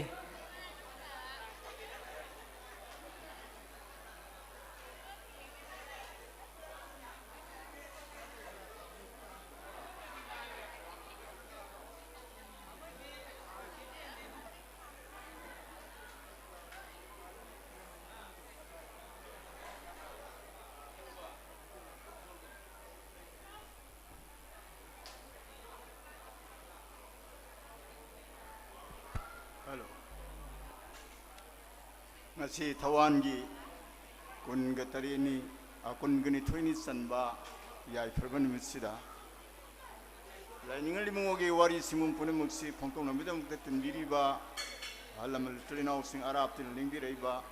위너나 양 보는 묵 하갓자리에도 아하는 먹다다이나 판반부 구름자라가 라이닝 리몽오 구름자라 아이나 던지는 거 와품디 머루에 보와 봉비 버싱나 할비기 버싱나 뭐 한전자라로 라이닝을 리몽오 따이방 파워레 제 호야레 까르기데 뭐 파워레 이노바 이혼데 하이로리 서럽고야 이사다 이제게봐 아이는 시대 야리버 피제 아코이 마나 사버네티 아코이 밤나 숭벌렁네티 뭐 시대 혹제랬게 아이기 눅시레버 이쿠복다 아코이는 바지 거우리세 아코이 밑에 론네티에봐 아이기 눅시레버 이푸로이버두다 아이나 다모가 하이리세 밑에 론네티에봐 그제 아코이 더욱상 부비리버지 나오는 밤나 강비기부도 아코이 탁시까시 더걸롤 sana pathabai bisi khoi sai sana yumdi senje gede bam oye sidene tene mioi ba khoi di tuosi lai ai ne le riba lai si kargi de mukte no habi matum de lai ning bona tabem khori atagi ne teba akhoi puno ku simbi ba mapu mle ba mapu du ne khoi na pok pai ri se pangan su magi maru na hai mayang su hai akhoi ne su hai masida apok pa hepal chaw mi su sak cha da ba yauri ne ba masi ma lai chan toi se sa saw mi yam yaurong ngoduri ni ada punya maksud kan nabi dah maksud lain ini buna londa, pijeta, wangangda, sangangda, taksi kasih thogalonda, ay irai pa iram dam yellow mudi le jero porse kan nabi dah maksud lain ini kita bang power punya ba, alai buna kita bang power pergi waris sih saksa mang jero kari no ini power tang muda ba, isam na hajara ba kau yum dah numita ubay ada le lain dah uze, nita ini kau sendiri ba, ada ki yang meruai ba yang dang lain bima se kamakya lain bina thunjel le ba, siapa ming thun mayam se 좀 라이 미데 나타나 라이 바우다 마탕 마카 올라부시 가나나 노 하이 마탐다 가게에 머너닝 더워이바 마탐드게 그 워리 친구들 로이 마미 사먹드는 것이디 그 이사는 이사부 강드레 아기 론 강드레 아이네 밑에 이나 잘라가 아이 민기 신모원 거르가 보고는 별랑 거들어 라이닝은 별랑 거들 별로 모이 그리스는 모 라이지 밑에 롤라 미기 마양 모롤라 그 티베타이 아이기 이민이 타이 거르가 이나 하라고 거들어 세이석과 거르기도 거이나 힌두 살레와 파이 부진 아비리 이봉오 크리스는 양나 산을 구마이도 라이닝은 하에바 그나 먹기 마하바로다 수퍼제르 와리세 크리스는 양나 이봉오 크리스는 양나 산을 구마이세 아코이디나 티에바 semaine makan yam lai gre yam sang hai jero adana akoi lo nam song lining lai son kanji hairabadi ai gi phibam sem tare ai gi sanu pa dorina bihari kausalo krishna mohan kausalo bilasini binodini nupida dasini kumar sai thunjin tare akoi lonji kandre isam sam na haibde ngasi sida hai thong ma hairani akoi lonji kanami ne lining la gde akoi hai thong du mai je bne ba are khier gai se mitiru no kari ha gi de ge ba ko 노만카 카방공으로 동지 노만카 소쿠니가 해봐 시커리 하이도리노 지금 마음새 떠드는 믿음부터 아이 이빠나니 분나세 아이 파우 땀저거니 라이닝은 하이 이마로는 방법만큼 이마로는 하이네 보면 더욱 다이는 하이람이요 어느 그 이마로는 잡고는 보는 것다 비여고 있어봤다 밑에 이마이 비엔 증기 파저러버 광을 사바 비여고 있어봐 방드래 밑에 이마이 비엔 증을 사바 비와 거기 용금도 사바 비고 있어봐 방드래 거기 라이바우티 라이리빵네 하이래 라이리빵시 머니푸르 거우해 지 라이닝을 무니 얌 사우네 머니푸르 군바 향당 레린 비지 까미카 톤기바 아이 쿠복더 바지 거바 아이 이파더 바지 거바 바바가 시 미테로네티 아이고 포쿠 이파도 이파 하이타레 이마도 이마 하이베타레 머시 라이닝은 하이람 무니리 파우 탐저브네바 라이닝은 라이티 파이파 해레 kuji koi mioi mina kari tawri laning ni yam sauri si tabang paur koi pauji enje koi yam mamut tana wakan tana kan me payeba 아이들 미워이바 그네 미누르로 있는 마카르 곡사리 밑에이나 미누 돈가르 이행해 그지 이나오니 밤나 머루이바 아숨마랑 타복 수비리바 이나 없는 하름이더니 거기까지 노바 그네 또 우도리시 그네 마카르 하이레 싱이네 또 미누 돈가르 이행이리 마양싱나 힌두라닝네 거기 덕들라이리네 지금 마야암세 거기 청금놈이나 묵당시까지 또 붙다이 라이닝을 리무나 따병 파우레이세 라이닝은 저는 무슨 하지능이 알리 뭉원세 거기 민권보다 거기 양기제 마리 상그럽을 렘비 우봉은 바할레 부모니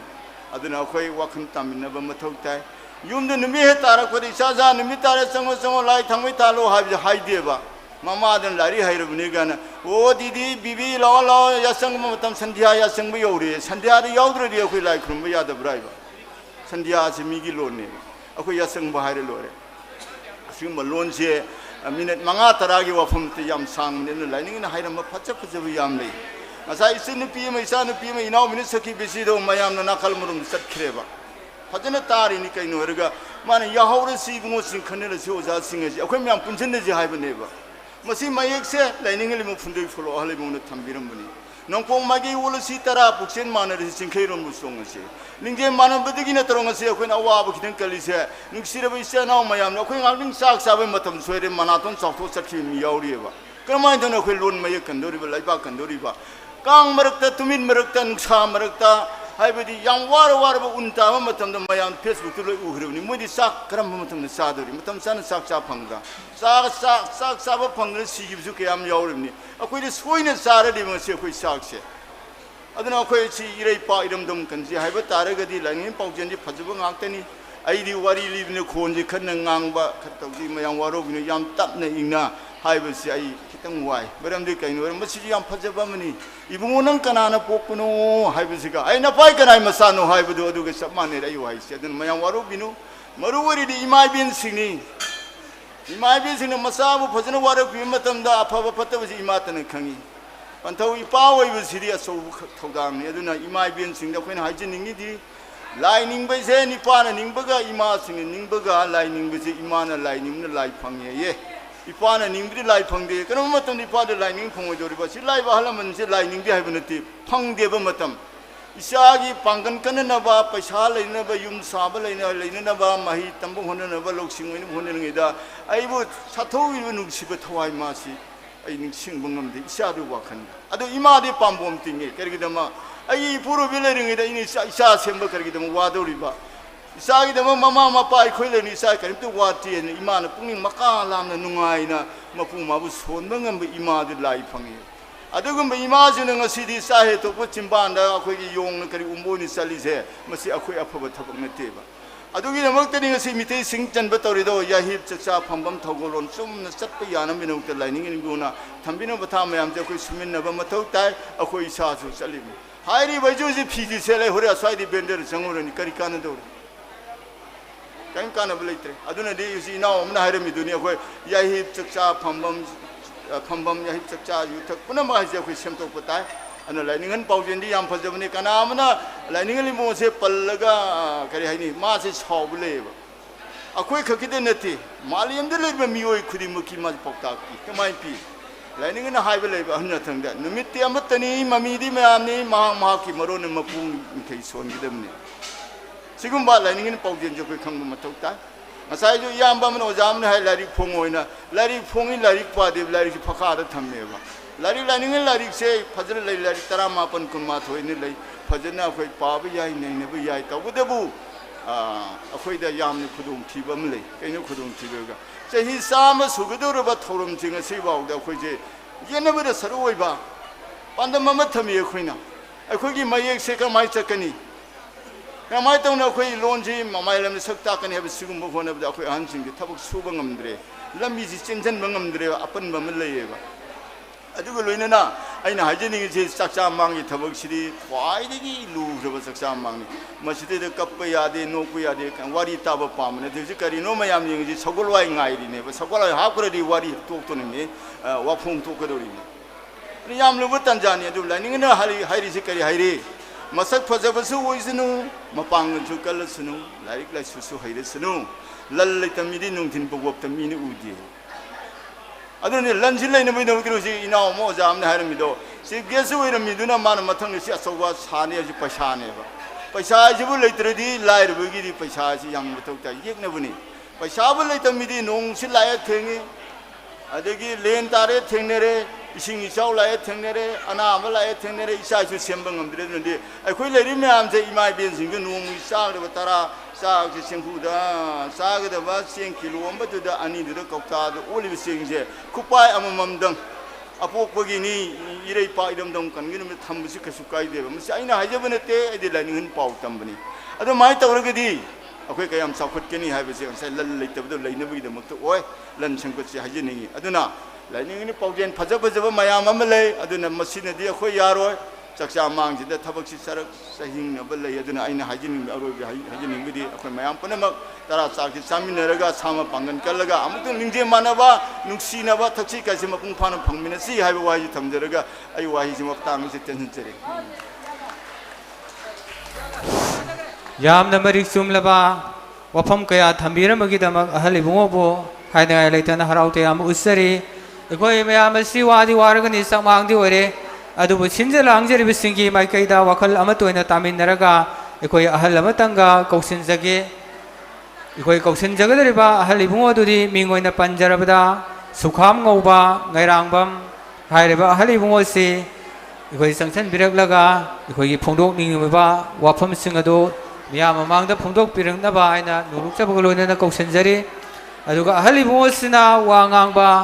ꯑꯁꯤ ꯂꯣꯏꯈ꯭ꯔꯕ ꯃꯇꯨꯡꯗꯗꯤ ꯑꯩꯈꯣꯏ ꯂꯥꯛꯄꯤꯔꯤꯕ ꯈ꯭ꯋꯥꯏ ꯄꯨꯝꯅꯃꯛ ꯑꯔꯥꯝ ꯈꯧꯔꯥꯡꯕꯁꯤ ꯀꯣꯛꯅꯅꯕꯒꯤꯗꯃꯛꯇ ꯑꯩꯈꯣꯏ ꯆꯥꯛꯀꯤ ꯇꯥꯟꯖꯥ ꯑꯗꯨ ꯂꯧꯃꯤꯟꯅꯁꯤ ꯍꯥꯏꯖꯕꯒ ꯂꯣꯏꯅꯅ ꯈꯪꯍꯟꯖꯔꯤ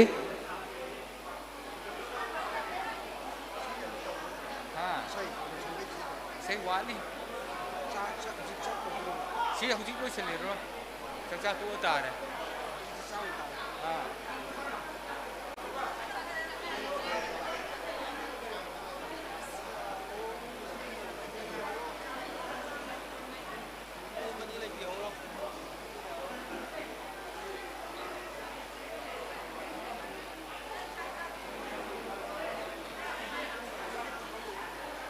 ꯏꯟꯖꯥꯡ ꯍꯥꯞꯄ ꯂꯣꯏꯗ꯭ꯔꯤꯌꯦ ꯉꯥ ꯍꯥꯞꯄꯤꯗꯥꯏꯌꯦ